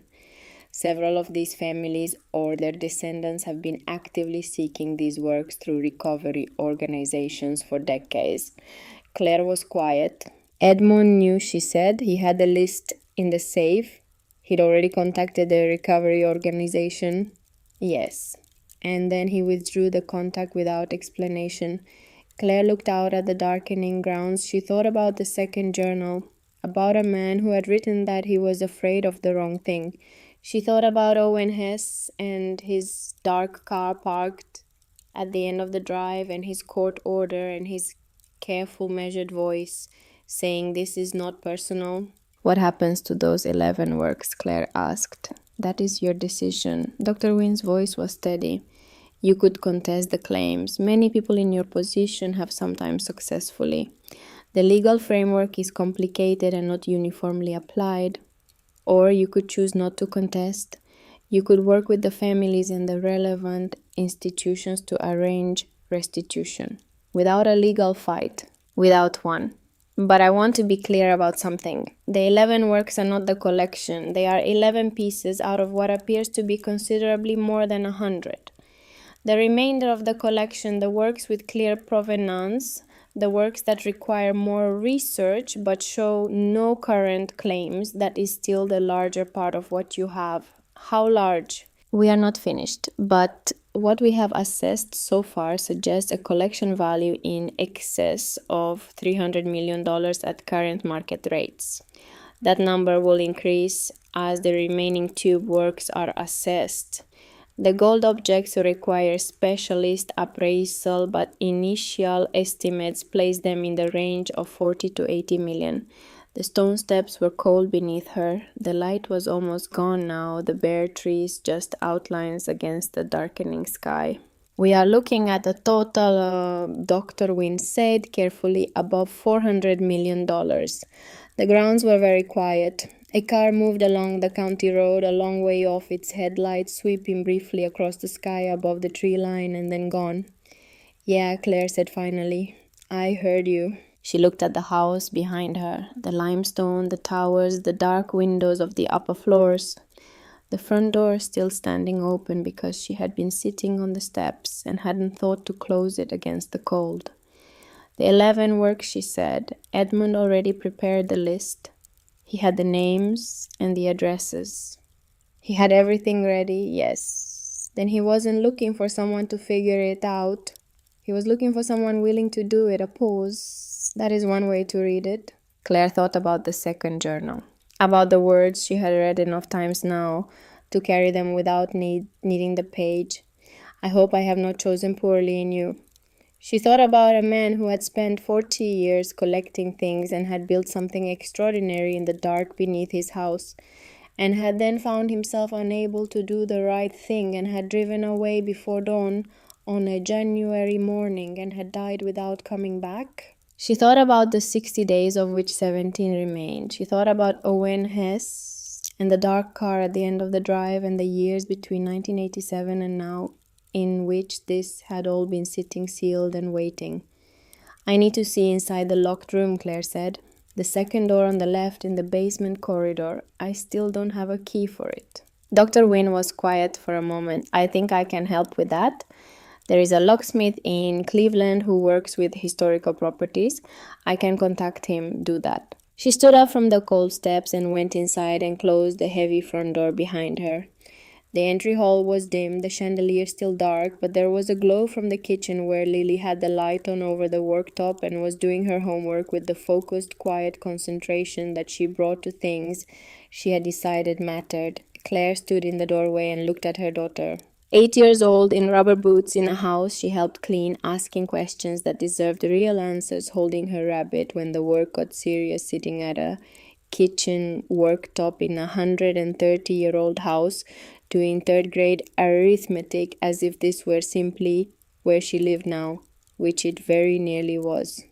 "Hey," Lily said without looking up. Dr. Wynne called. "Yeah." "Is it a lot?" Claire leaned against the doorframe. "Yeah, baby, it's a lot." Lily nodded as if this confirmed something she had already calculated. "The good kind." Claire looked at her daughter for a moment. "Yeah," she said, "I think so. The good kind." She went to the worktop and sat across from Lily and pulled out her notebook and began writing down what she needed to do next. The locksmith for the basement door, a call to the Columbus art law attorney she had identified, a call to Cornelius Vane to discuss the remaining days on the inheritance clock, And somewhere in the sequence of all of it, a decision she had already begun making without fully recognizing it about the 11 works and the families whose names Edmund had written down and the thing he had been afraid to do that she was not afraid to do at all. She looked at the list and then set the pen down. Outside, the wind moved through the bare November trees and the iron gates. At the end of the long drive stood open in the dark the way they had stood since 1988, and the stone house sat on its 40 acres with its secrets no longer sealed and its doors no longer locked and its rooms beginning to breathe again after 36 years of held silence. Whatever Edmund Hesse had been afraid of was still out there. But Claire Mercer was not afraid of the same things he had been, and that she was beginning to understand was exactly why he had chosen her. The locksmith Dr. Wynne sent from Cleveland arrived on a Thursday morning, a quiet man named Gerald who carried his tools in a worn leather case and said very little beyond what the work required. He went down the basement stairs with Claire, examined the locked second door on the left corridor for 3 minutes without touching it, and then opened it in 11. The room beyond was not what Claire had expected. She had imagined more storage, more tubes, more crates, more organized accumulation. What she found instead was a room lined with filing cabinets, 4 of them gray metal, the institutional kind, each one 4 drawers high and padlocked at the drawer seam. A work table ran along the center of the room bare except for a brass desk lamp that had been there long enough to leave a faint ring on the wood. A single chair, a wastebasket that still held crumpled sheets of handwritten paper that Claire did not touch yet. The filing cabinets held records. It took her the better part of 2 days to understand what she was looking at, sitting in that room with the heavy flashlight propped on the work table. And later, after she rented a generator from the equipment shop on Route 9 with a proper work light plugged in, and a folding table she had bought at a hardware store set up beside the original one. Each drawer was organized by a system she decoded gradually. Numbers corresponding to the inventory card, cross-referenced against handwritten acquisition records, dates, locations, names of dealers, purchase, prices paid. And behind each acquisition record in a folder, whatever documentary evidence Edmund had been able to gather about the provenance of each piece, what he had known at the time of purchase, what he had learned afterward, what he had confirmed, and what he had suspected, and what he had never been able to verify. Edmund Hesse had built a paper record of his entire collection over 40 years.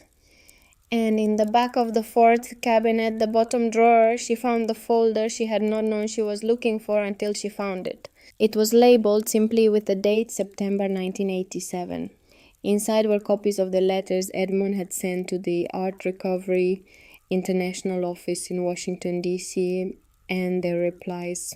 The list of 11 works he had identified as having provenance issues, the names of the families, the documentation he had assembled, and a final letter dated November 3rd, 1987, addressed to the ARI office, withdrawing his inquiry without explanation. 1 paragraph, no reason given. Beneath the withdrawal letter was a single handwritten page that had not been sent to anyone.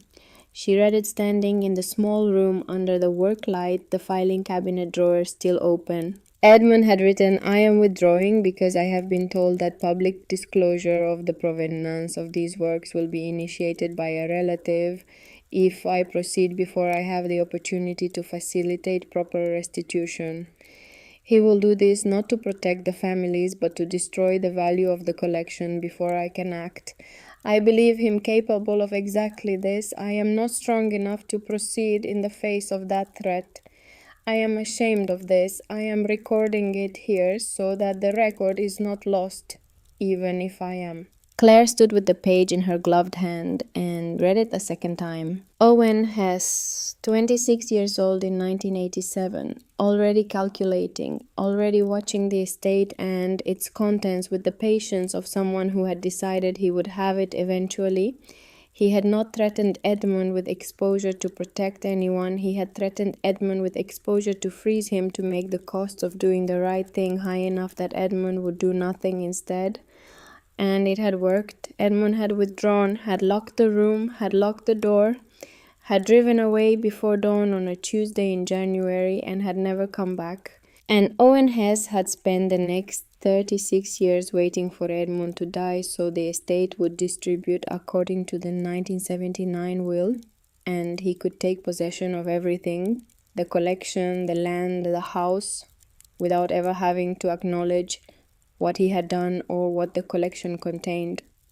She photographed every page in the folder, every letter, the handwritten page, the list of 11 families, the withdrawal letter with no reason given, all of it. Then she called her attorney. She had retained Margaret Oakes 3 days after Dr. Wynn's first visit found her through a referral from the Cleveland Museum that had consulted on the authentication work. Margaret was 53, sparse with words, and had spent 22 years in art law and estate litigation. She had driven out to Ashford on a Saturday walk through the house with the particular attention of someone assessing a legal situation rather than an aesthetic one, and had spent 3 hours in the basement reviewing documents and asking Claire precise questions. At the end of it, she had said, "You have a strong case and a complex situation, and you need to stop talking to anyone not on your legal team until further notice." Claire called her now and read her the handwritten page. There was a silence on the other end that lasted long enough to tell Claire everything she needed to know about its significance. "Where is that page now?" Margaret asked. "Still in the filing cabinet in the basement. I photographed it but haven't moved it. Leave it exactly where it is. I'm coming out tomorrow morning. Don't show it to anyone and don't discuss its contents with anyone, including Cornelius Vane." "Is this enough?" "For the will contest," Margaret said. "If it holds up to scrutiny, and from what you're describing, it will. This is Edmund's own documentation that he was coerced into inaction by the same person now contesting the will. It doesn't just defend the 1987 will. It explains why Edmund wrote it. He chose you specifically because you were outside Owen's reach." She paused. "Owen has threatened an old man into silence and then waited 36 years for the estate to fall into his hands. I've seen a great deal in this work, Miss Mercer. That is not a person I have much patience for." Margaret arrived the next morning with 2 associates. They spent 6 hours in the basement records room cataloging and photographing and cross-referencing the filing cabinet contents against the documents Margaret had already gathered for the will contest. Claire sat at the work table and answered questions when asked and stayed out of the way otherwise. At the end of the day, Margaret came upstairs and sat across from Claire at the kitchen worktop and put her hands flat on the table. "I want to walk you through what we have," she said. "Go ahead." Edmund's records show that he began assembling provenance documentation for the collection in the late 1970s, long before he contacted ARI. He had been doing his own research for nearly a decade before he reached out to them. He knew exactly which works had problematic histories, and he had spent years quietly building the paper record needed to facilitate restitution. This was not a man who stumbled onto a problem. This was a man who identified a problem, built the tools to fix it, was prevented from using them, and then constructed the most thorough handover he could manage before he left. Claire looked at her. "He planned all of this, not all of it. He couldn't have planned you specifically. He didn't know who would end up with the deed. But he planned for someone. He organized the records so that whoever inherited would have everything they needed. The list of families, the documentation, the filing cabinet full of records. He even left the letters from ARI, so whoever came after him would know exactly where to restart the process." She looked at Claire steadily. He also left the handwritten page documenting Owen's threat. He knew that page might matter someday. He kept it in the folder where anyone with the right key would find it. The key that was on the iron ring Cornelius Vane gave me the day I signed. Yes. Claire thought about Cornelius Vane and his careful, measured voice. Take your time with it. She thought about the iron ring of 3 keys in her coat pocket. The first for the front door. The second for the upstairs collector's room. The third for the filing cabinet room in the basement corridor. A sequence that someone had arranged deliberately. Cornelius Vane knew what was in the basement, she said. Not specifically, but he knew there was something. Margaret considered this. I believe he suspected. He was Edmund's attorney for decades.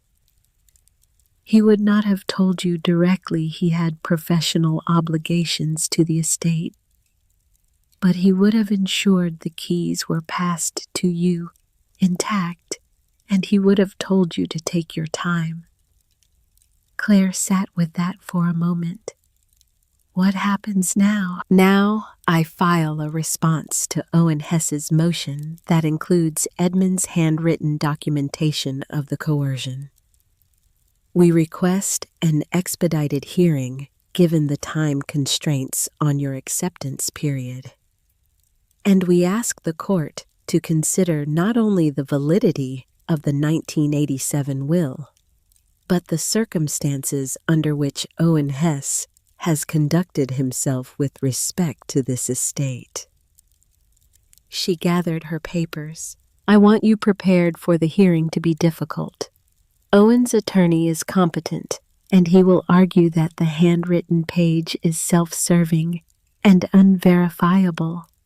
But Edmund's record-keeping across 40 years of acquisition documentation tells its own story about the kind of man he was. A man who kept records like that does not fabricate a single handwritten page in his own basement. The hearing was set for 3 weeks out. In the interval, Claire did not stop working. She contacted the Art Recovery International office in Washington, the same organization Edmund had written to in September 1987. She introduced herself as the new owner of the Ashford estate and told them she had Edmund's complete documentation for 11 works with provenance issues, and that she intended to facilitate restitution for all of them without legal contest as soon as the estate dispute was resolved. The ARI coordinator who took her call was a woman named Frances, who had worked in this field for 18 years and who received Claire's statement with the careful neutrality of someone who had been disappointed by similar promises before. She asked several precise questions. Claire answered all of them. At the end, Frances said, "We will begin the process of contacting the families and their representatives. I will note in our file that you have indicated voluntary cooperation. Please keep us informed of the court proceedings." She did not thank Claire. Claire did not expect her to. This was not a transaction that warranted thanks. It was a correction. It was long overdue. It required no gratitude. She also contacted Dr. Wynne, who brought the Cleveland conservation specialist and the authentication expert named Thomas back to Ashford for 2 more days this time, with proper equipment and the generator running and extension cords running portable lights through the basement corridor. They opened the remaining tubes, methodically worked through the crates in the 3rd room, and completed a preliminary assessment of the gold room.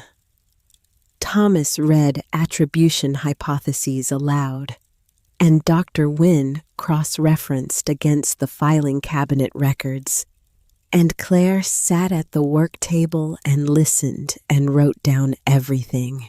At the end of the second day, Dr. Wynne came upstairs and sat at the kitchen table and drank the coffee Claire made and said the records in that room are extraordinary. Edmund documented the acquisition of nearly every piece in this collection. He noted what he was told about provenance at the time of purchase and then noted separately what he later verified or could not verify. The filing cabinet is essentially a shadow inventory. It mirrors the main inventory card, but adds everything the card deliberately omitted. Why would he omit it from the main inventory? Dr. Wynne looked at her. Because the main inventory was a document that could be found. The card in the circuit panel, anyone could find that. The filing cabinet was behind a locked door with a key on the estate's private key ring. He separated the valuation from the history. The card shows what things are worth. The cabinet shows where they actually came from. Claire thought about the inventory card taped to the inside of the circuit panel. Accessible, designed to be found by whoever came down the basement stairs. And behind the second locked door, the full story available only to whoever had all 3 keys. Edmund had staged the discovery deliberately. The card first to establish the value. The filing cabinet second to establish the responsibility. He was making sure the person who found this understood both things before they made any decisions, Claire said. Dr. Wynne nodded. He wanted you to know what it was worth before you knew what it cost. The hearing took place on a Wednesday in the Harwick County Courthouse, a building that had been there since 1923 and had the particular gravity of institutions that had seen a great deal and were no longer surprised by much. Claire sat at the plaintiff's table with Margaret on her left. Owen Hess sat across the room with his own attorney, a compact man named Bertrand, who wore an expression of professional skepticism so practiced it had become a resting face. The judge was a woman named Lorraine Stafford, 61 years old, who had been on the bench in Harwick County for 14 years, and who listened to both sides with the same level attention and interrupted only to ask questions that were precise and showed she had read the briefs thoroughly. Margaret presented Edmund's records, the filing cabinet documentation, the 40 years of acquisition records, the 1987 ARI correspondence, the handwritten page. Bertrand argued that the handwritten page was uncorroborated, that Owen Hess denied any such conversation or threat, that Edmund's mental state in the final months before he left Ashford was a matter of legitimate dispute. Judge Stafford looked at the handwritten page for a long time. Then she looked at the filing cabinet records Margaret had submitted. Then she looked at Owen Hess. She asked him one question directly.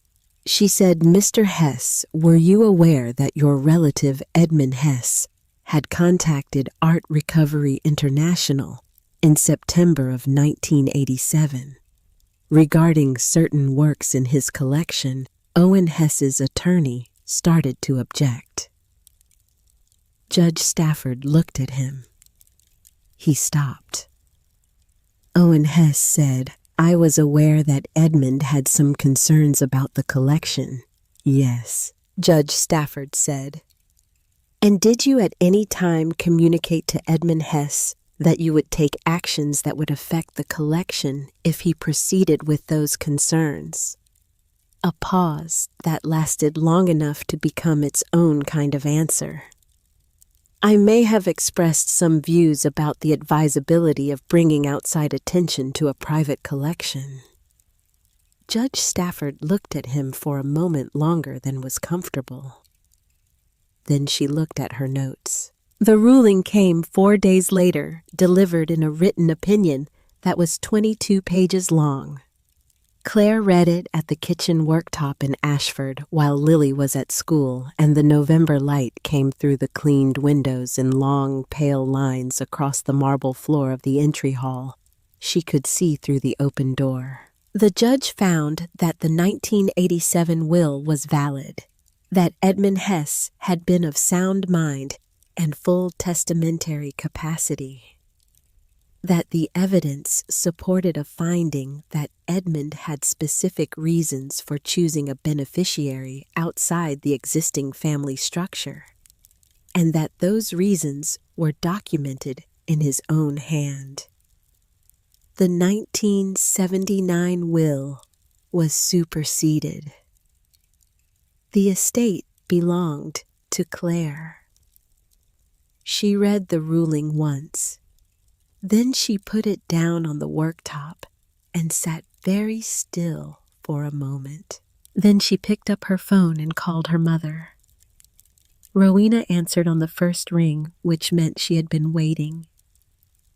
"We won," Claire said. A silence that was not the usual Rowena silence, not the tight, compressed silence of skepticism or judgment. A different kind, the silence of someone standing very still because they have just heard something that requires stillness. Then Rowena said in a voice Claire had not heard from her in years, stripped of its protective layers, unguarded, in the way it only got when she was genuinely moved. "I knew Edmund was the sensible one in that family. I always said so."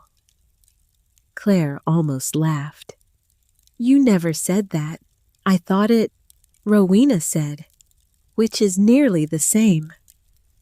There was a pause. Then her mother said more quietly, "Your father would have wanted to see this. He would have been very proud of you, Claire." She pressed her eyes shut for a moment. "Yeah," she said. "I know." She called Gail next. Gail answered with the brisk efficiency of someone who had been monitoring the situation from a distance and was prepared to either offer condolences or recalibrate immediately, depending on the news. "We won the hearing," Claire said. A beat. Then, Okay, tell me what that means." "It means the estate is mine. The collection is mine. And I have a lot of work to do." "How much is a lot?" "The formal appraisal is almost finished. The preliminary number is over 400 million. The silence that followed was the longest Gail had been silent in a conversation since the year she failed her driver's test and refused to discuss it for 3 months. Claire Gail finally said, "I know, 400 million, I know." Another pause. Then quietly, "Something Claire had not expected. I owe you an apology." "You don't." "I do. I spent every phone call in the past 2 months telling you to be careful and practical, and I never once said that I believed in you. Those are different things, and I knew the difference, and I chose the wrong one. I'm sorry." Claire thought about those phone calls, about Gail's patient, measured voice enumerating the ways this could fail. "It came from love," she said. "I know that. Loving someone and believing in them are not the same thing, Gail said. I should have managed both. They were quiet for a moment. Then Gail asked, "What are you going to do with it?" "First, I'm going to finish what Edmund started. There are 11 families who have been looking for works that belong to them. That happens first." There was something in Gail's voice when she replied that Claire had not heard there before. Not the efficient competence Gail usually offered, but something underneath it that sounded like genuine awe. "Yeah," she said. "Okay." The formal appraisal was completed 10 days after the ruling. 2 senior appraisers from a specialist firm who had spent 8 days in the basement working through every item in sequence.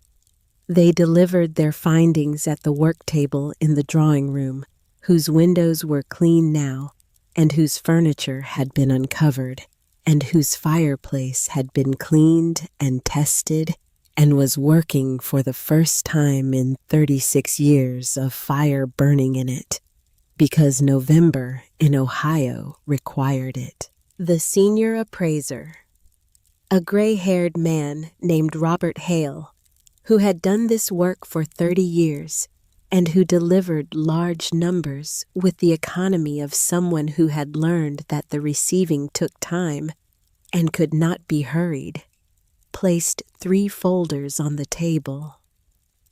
Gallery paintings, he said. 22 original works. Total appraised value. Absent the 11 works subject to restitution proceedings, $214 million. He opened the second folder. Rolled works in storage. Of the 112 tubes, 97 contain assessed works. Total value of assessed works, $109 million. He opened the third folder. Pre-Columbian gold objects, 41 pieces total, 8 subject to potential origin claims from institutions in Peru. The 33 pieces not subject to identified claims are appraised at $61 million. The secondary collection from the upstairs room, ceramics, coins, pocket watches, smaller objects assessed at a combined $14 million. He folded his hands on the table. Total appraised value of the Ashford collection, excluding pieces subject to restitution or legal review, is $398 million. He looked at Claire. Accounting for the gold objects and secondary collection items not under any current claim, and adjusting for works that require additional authentication, the total figure rounds to $418 million. The fire in the drawing room fireplace made the small sounds that fires make. The winter light came through the cleaned windows. The chandelier in the entry hall, visible through the open door, scattered cold light across the marble in pieces. Claire sat at the table and looked at the 3 folders and did not say anything for a long time. Then Robert Hale spoke again. The 11 works, he said carefully, are documented in a separate schedule. Their combined value at current market rates is approximately $47 million. He set a 4th, thinner folder on the table. I want to make sure you have the full picture before we conclude. Claire looked at the 4th folder, but did not open it immediately. She was thinking about something, a detail she had nearly missed the first time she'd gone through the filing cabinet room in the days before Margaret arrived, when she had been working alone under the work light with cold coffee going cold on the table beside her. In the back of the bottom drawer of the 4th cabinet, she had found the September 1987 folder with Edmund's letters to ARI. She had found the withdrawal letter and the handwritten page documenting Owen's threat. She had photographed everything and called Margaret. But she had not, in the urgency of what she found, examined every inch of that folder. It was Margaret's associate who, during the cataloging process the following morning, had carefully removed each item and laid it flat on the work table. And it was then that the last piece had been found, a small folded square of paper that had been tucked behind the envelope lining of the folder, invisible until the folder itself was fully emptied and the lining peeled slightly from age. Margaret had handed it to Claire without comment, and Claire had read it, and she had not yet spoken about it to anyone, because she had been carrying it in the way you carry something that changes the dimensions of everything else and requires time before you know what to do with it. She reached into the inside pocket of her coat now and took out the small folded square and set it on the table beside the 4 folders. She unfolded it.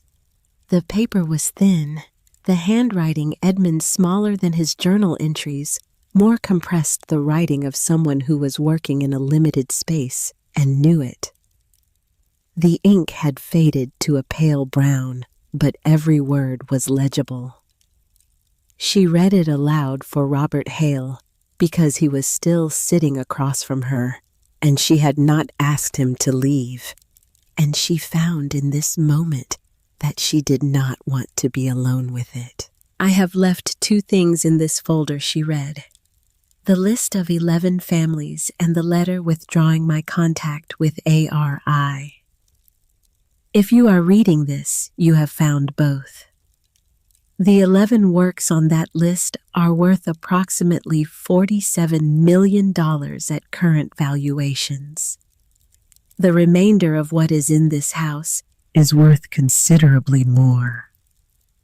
I am leaving you both the value and the obligation.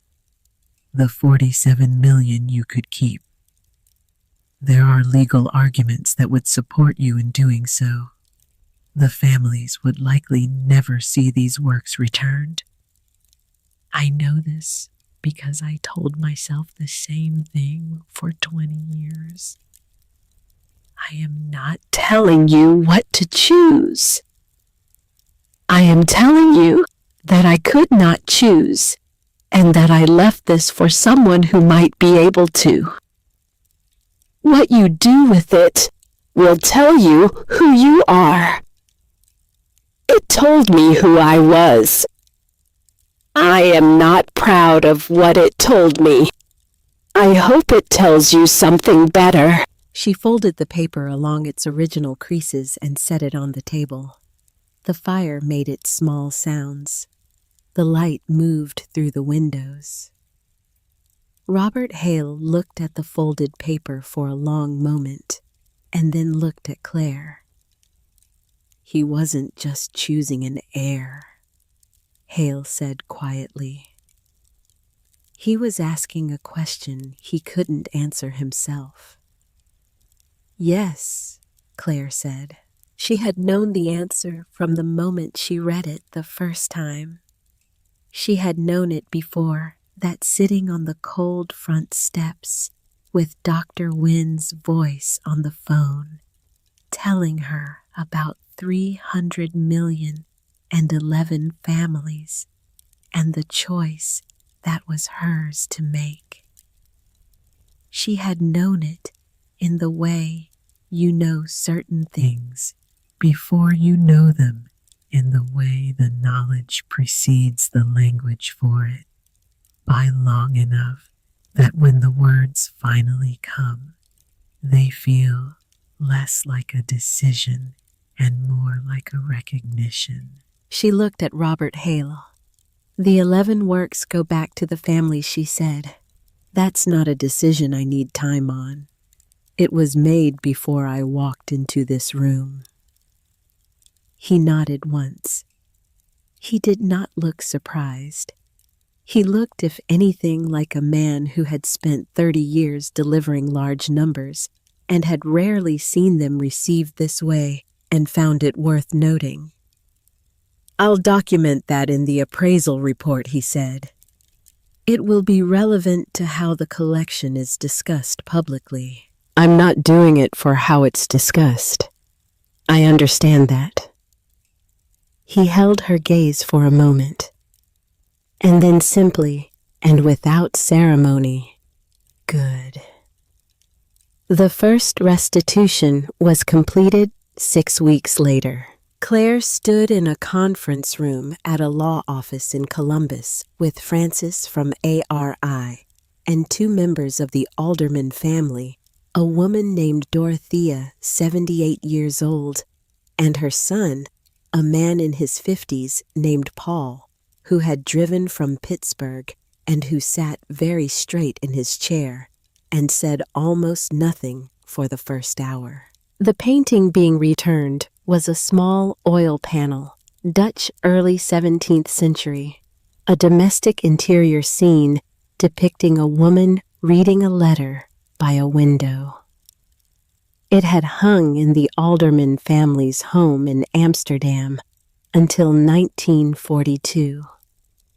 Dorothea's father had documented it in the inventory he completed before the family was forced from their home. He had described it in his notes as the painting by the window where my mother used to sit in the afternoon. Claire sat across from Dorothea and watched her receive the authentication photographs and the provenance documentation and the chain of custody that led from her family's Amsterdam home to Edmund Hess's purchase in Brussels in 1953, and then to a basement in Mill Haven, Ohio, where it had been stored in a labeled tube for 36 years. Dorothea held the photographs for a long time without speaking. Her hands were not entirely steady. "My father talked about this painting until the end of his life," she said finally. "Where it hung, what light it caught in the afternoon. He died in 1991. He never knew." "I'm sorry," Claire said. "I'm sorry it took this long." Dorothea looked up from the photographs. "You didn't take it?" "No." "You found it and you returned it." She looked at Claire with an expression that was too direct to hold comfortably. "That is not nothing," she said. "In this work, in all the years of this work, that is not a small thing." Paul, who had not spoken, put his hand briefly over his mother's. He looked at Claire. "Thank you," he said. Just that. 2 words. She had not expected to cry. She was a practical person, not given to displays, and she had known this meeting was coming and had thought she was prepared for it. She was not. She excused herself briefly and stood in the hallway outside the conference room and pressed her back against the wall and breathed until she was steady again. Then she went back in and finished the work. There were 10 more restitutions in the weeks that followed, each one arranged through ARI, each one involving families whose grandparents and great-grandparents had documented their collections and spent the decades afterward trying to account for what had been lost. Some had given up. Some had not. All of them now received what Edmund had prepared the documentation to give them, and what Claire had the authority and the will to deliver. She did not calculate the financial cost of the restitutions. The 47 million was not hers to keep. It never had been. Edmund had said so himself in the only honest accounting of the situation he ever managed to put on paper. I told myself the same thing for 20 years. The families would likely never see these works returned. She was not going to tell herself the same thing for one more day, let alone 20 years. After the fourth restitution, Frances from AR, I called her and said in the careful, neutral voice she seemed to use for everything, I want you to know that what you are doing here is not common. You would be surprised, or perhaps you would not be how rarely we receive voluntary cooperation of this kind. I'm not doing it to be unusual, Claire said. I know, Frances said. That's why I'm telling you. In the months that followed, things moved with the deliberate pace that large things moved with. Margaret negotiated with Christie's New York regarding a sale of select pieces from the collection works with clear provenance, fully authenticated, appropriate for the public market. The sale was announced in February, and the art world responded with the particular intensity it reserved for significant private collections emerging from obscurity. Claire gave no interviews.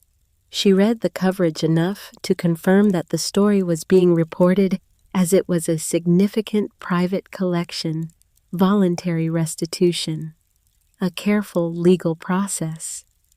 And then she put her phone down and went to see how the work on the stone cottage was progressing. She had decided to live there. The main house was too large for two people to inhabit simply, though they would inhabit parts of it. And it had a character and a significance that required more than simply living in it.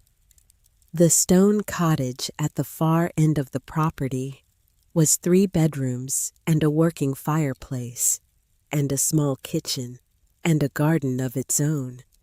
And the contractor, who was doing the renovation, told her it had better bones than a house twice its age. Lily liked the idea of the cottage and the main house being separate things, a place they lived and a place they went. She had strong feelings about the appropriate use of spaces. She also had strong feelings about the appropriate use of the library. She had proposed approximately 2 weeks after the court ruling, and approximately 5 minutes after Claire explained to her what $400 million meant in practical terms, that the Ashford Library should be open to people in the county. Anyone who wanted to come and read. 3 days a week. Claire had written it down in her notebook and sat with it for 2 days, and then called the contractor and asked what a proper reading room renovation would require. The answer was not much. The bones were already there. Gail drove out to Ashford in early March on a Saturday with her husband and their 2 teenagers, who were immediately appropriated by Lily for a tour that covered the grounds and the formal garden and the basement corridor, and lasted 3 hours and involved a great deal of explanation from Lily about the specific purpose of each room, delivered with the authority of someone who had been part of this from the beginning, which she had. Gail walked through the main house with Claire room by room, in a silence that was not the skeptical silence Claire knew from phone calls, but something different. The silence of someone absorbing something larger than they had prepared for. In the drawing room, Gail stood at the cleaned window and looked out at the garden where the landscape contractor had begun the preliminary work of restoration. And she said, I told myself every time I pushed back that I was being sensible. You were, Claire said, but I was also scared. She turned from the window. I've spent my whole adult life being sensible, and it gave me a good life. And I think I was afraid to believe that there were ways of going through the world that I had decided not to try, because they looked like risks. She looked at Claire. You went toward this when everything said go back. I didn't have a better option. Yes, you did, Gail said without hesitation. You had my couch. You had Mom's spare room. You had safe and known and manageable. She gestured toward the window, toward the grounds beyond, toward all of it. You chose this instead. Claire looked at her sister. That wasn't luck, Gail said. That was you. The Christie's sale took place on a Tuesday in April. 3 paintings, the first to be offered publicly from the Ashford collection. Claire watched the live feed on her laptop in the cottage kitchen while Lily was at school, and the spring light came through the window over the sink in the particular clear way it came through in April, different from winter light. Warmer and more direct, the kind of light that reminded you the ground was still there under the snow and always had been. The first painting sold in 4 minutes of bidding. The second in 9, the third in 18. The combined result was $89 million. She watched the numbers on the screen with the detached quality of someone watching something happen to a parallel version of their life. The version that existed in a world where the arithmetic of a life could shift in a single season. The version where $280 and a deed to an empty house could become something that could not have been imagined from the sidewalk on that gray November morning. Her phone rang immediately after the final gavel. Margaret. You watched, Margaret said. Yes. How are you feeling? Claire thought about it honestly. Strange, she said, like the numbers are happening to someone else. They'll feel more real when the transfer clears, Margaret said with the practical warmth she brought to most things. There was a pause. You know, in 22 years of this work, I've handled a great many significant estates. I don't often see someone navigate one the way you've navigated this. I just did what made sense. Most people in your position don't, Margaret said. That's the point.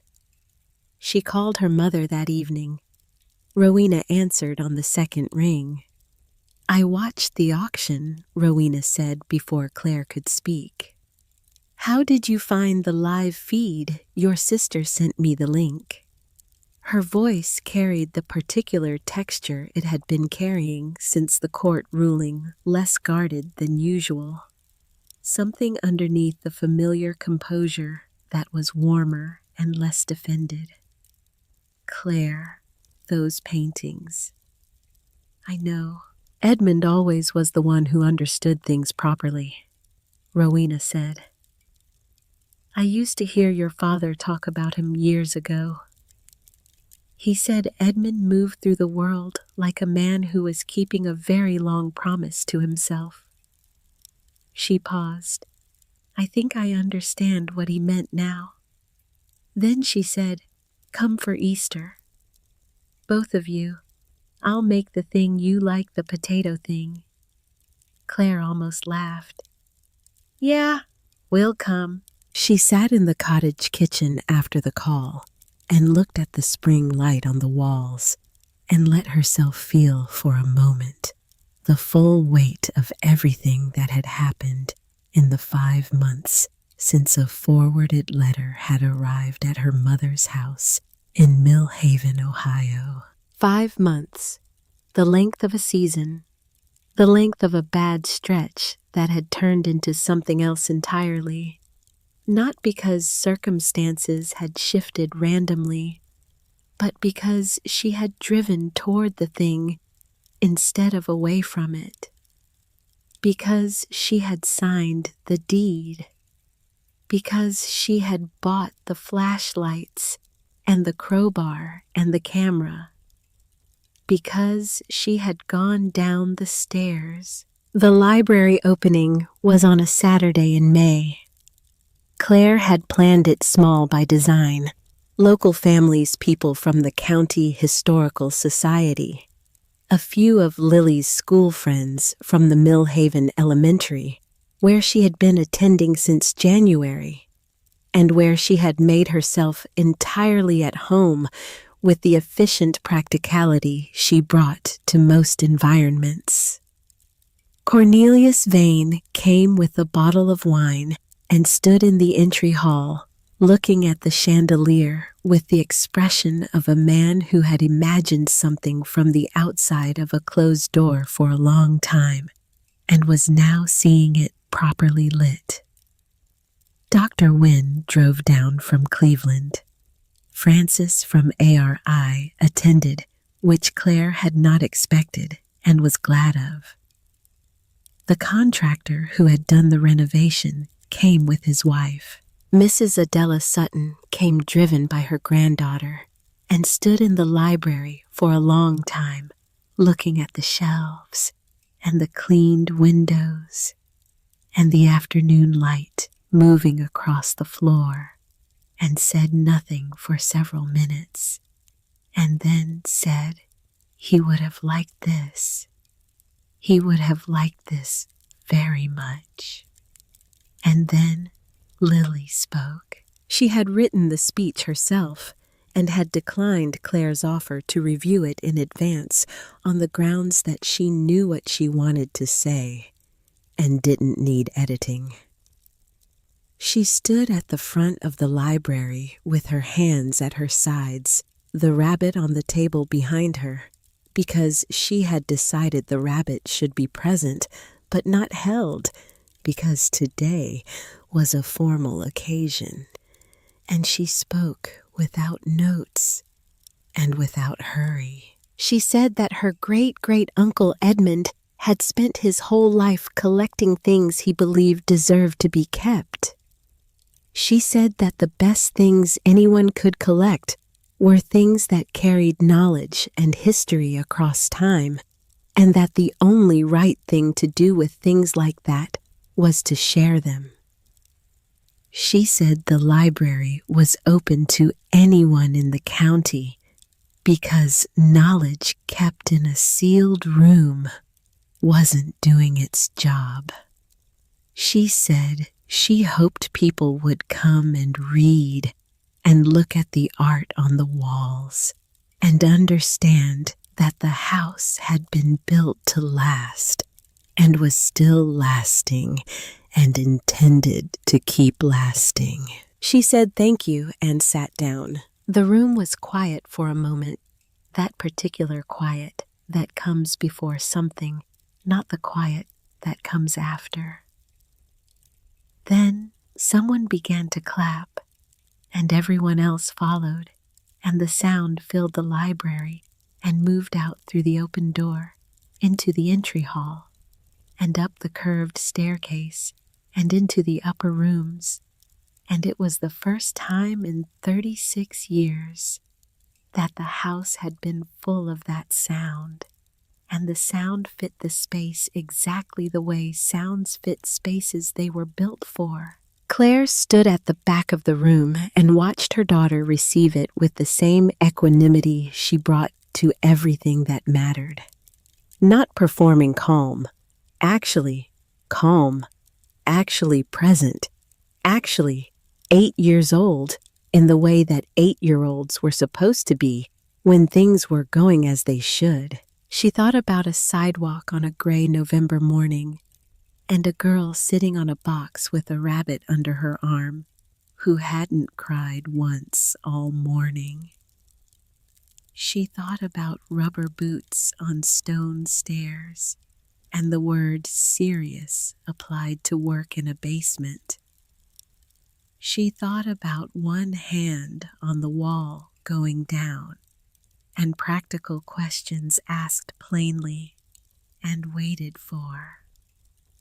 She thought about how Lily had said sitting in a motel room eating chips from a bag that she had known it was going to be a lot because she had counted the tubes, and even a little bit times 112 was still a lot.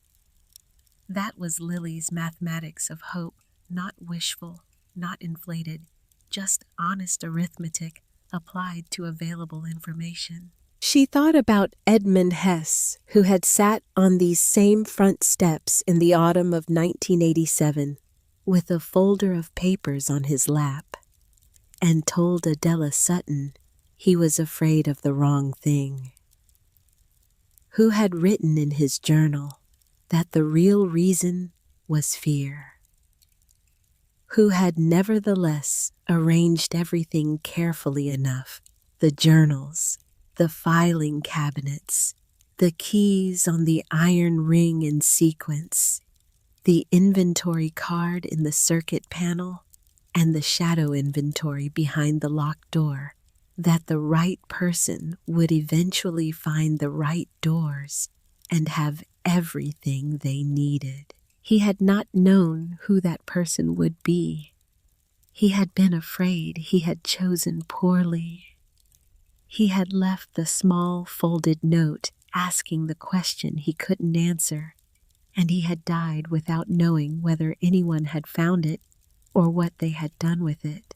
She was 34 years old, and she had nothing 4 months ago, and she had this now, not just the money, not just the house and the land and the collection and the numbers in accounts that had replaced the $280, but this, a library open on Saturday mornings, a garden being restored by people who understood what it had been and what it could be again. A cottage with better bones than a house twice its age. A daughter who could give a speech without notes to a room full of adults and sit down without needing to be told she had done well.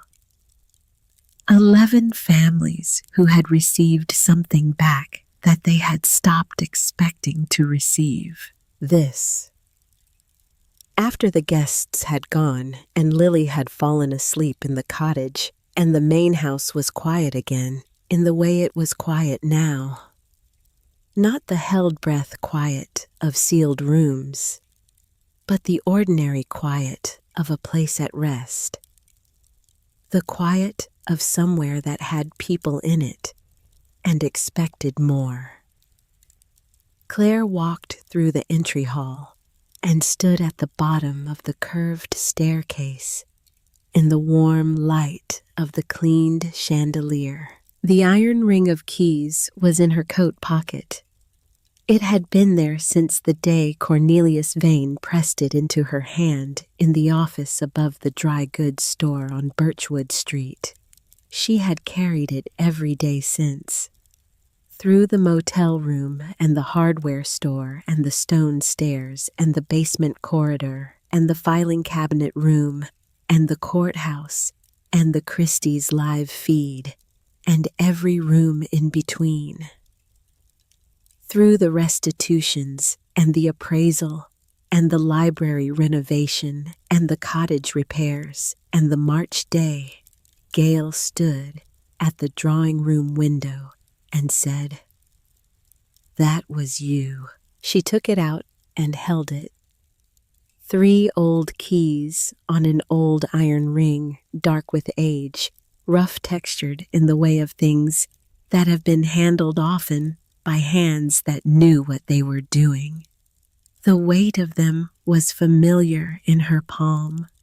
She had held them so many times that they had acquired the particular familiarity of objects that have become extensions of something else, of a decision, of a direction, of a way of being in the world. She thought about Edmund Hess on a Tuesday morning in January 1988, driving past the filling station on Route 6 before the town was awake, not looking over, keeping going.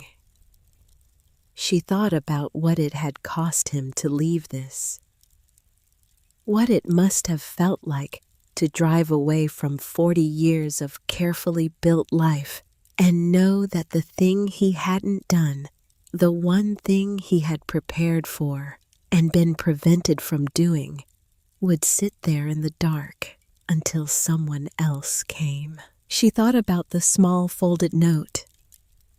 What you do with it will tell you who you are. It told me who I was. I am not proud of what it told me. She thought about what it had told her. She had not contested the 11 works. She had not needed time to decide, and she had not needed anyone to tell her the right answer, and she had not had to reason her way to it from a position of uncertainty. She had simply recognized it the way you recognized things that were true before you could explain why. The way Lily recognized things. The way Edmund Hesse had recognized what was true and had been unable to act on it, and had spent the rest of his life recording the distance between knowing and doing, hoping someone else would close it. She had closed it. The front door was open. The May evening air came in cool and green-smelling, carrying the particular fragrance of a garden that was coming back not to what it had been exactly, because 36 years had changed the soil and the light and the proportions of things, but to something adjacent to what it had been, something that remembered itself. She walked to the door and stood on the threshold. The garden lay in the last of the evening light, the stone path curving toward the basin at its center, the water in the basin clean and reflecting the pale sky, the roses along the rebuilt arbor at the far wall, beginning to show their first green growth of the season. The formal beds were planted and edged. The ghost of the circular path was a real path again. The stone urn that had toppled from its plinth in the weeds had been restored to its base and stood at the corner of the main bed solid and placed as if it had never fallen. She held the iron ring in her hand for a moment longer. 3 keys, 3 doors. The front door of a limestone house that had been sleeping for 36 years. The upstairs room where a man had kept the beautiful and carefully organized things he had gathered from across the world.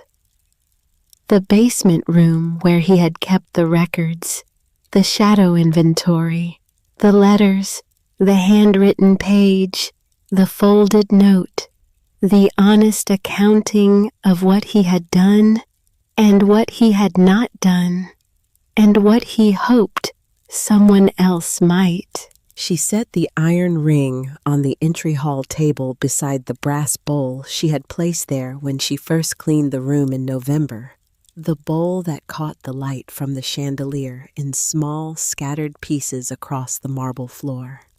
She did not need to carry them anymore. The doors were open. Every door. The ones Edmund had locked and the ones he hadn't needed to lock because fear had locked them for him, and the ones that had been closed in her own life for years, the ones she had been pressing against without knowing they were doors rather than walls. She had them now. She had had them perhaps for longer than she knew. She had just needed to find the right house and the right stairs and the right darkness to walk down into, and the right daughter standing behind her with a flashlight and rubber boots saying, "This is serious work." She stood on the threshold of Ashford Estate, in the last light of a May evening, and breathed the green air and felt the house breathe behind her and the garden breathe in front of her, and understood that this was what Edmund had meant when he wrote, "I hope I have not chosen poorly in you." He had not been asking her to be extraordinary. He had been asking her to do the obvious thing, the thing that was right, the thing he himself had known was right for 20 years and had not done. He had been asking her to be the person he had failed to be in the hope that somewhere in the family line there was someone who could manage it. She had managed it, not because she was fearless. She had been afraid in the motel room at 2 a.m. with the notepad and the pen in the gallery with $400 million worth of paintings around her and $280 in her bank account, in the courthouse, with Owen Hess sitting across the room with his patient, calculating composure.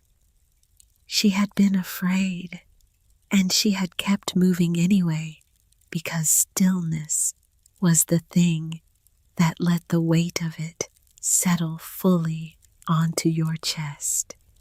And she had learned that on the first morning of this, on the sidewalk outside the building she was leaving with a daughter who wasn't crying and a borrowed cart with a wobbly wheel.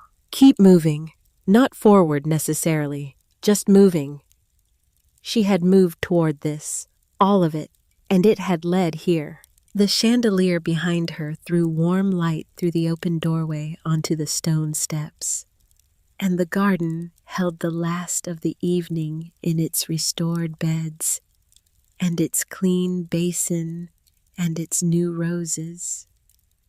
And somewhere in the limestone walls around her, 36 years of sealed silence had become something else entirely, something inhabited and lit and properly open the way things were supposed to be when they were finally allowed to be what they had always been built to be. She had been moving for a long time. She was still moving, just forward now,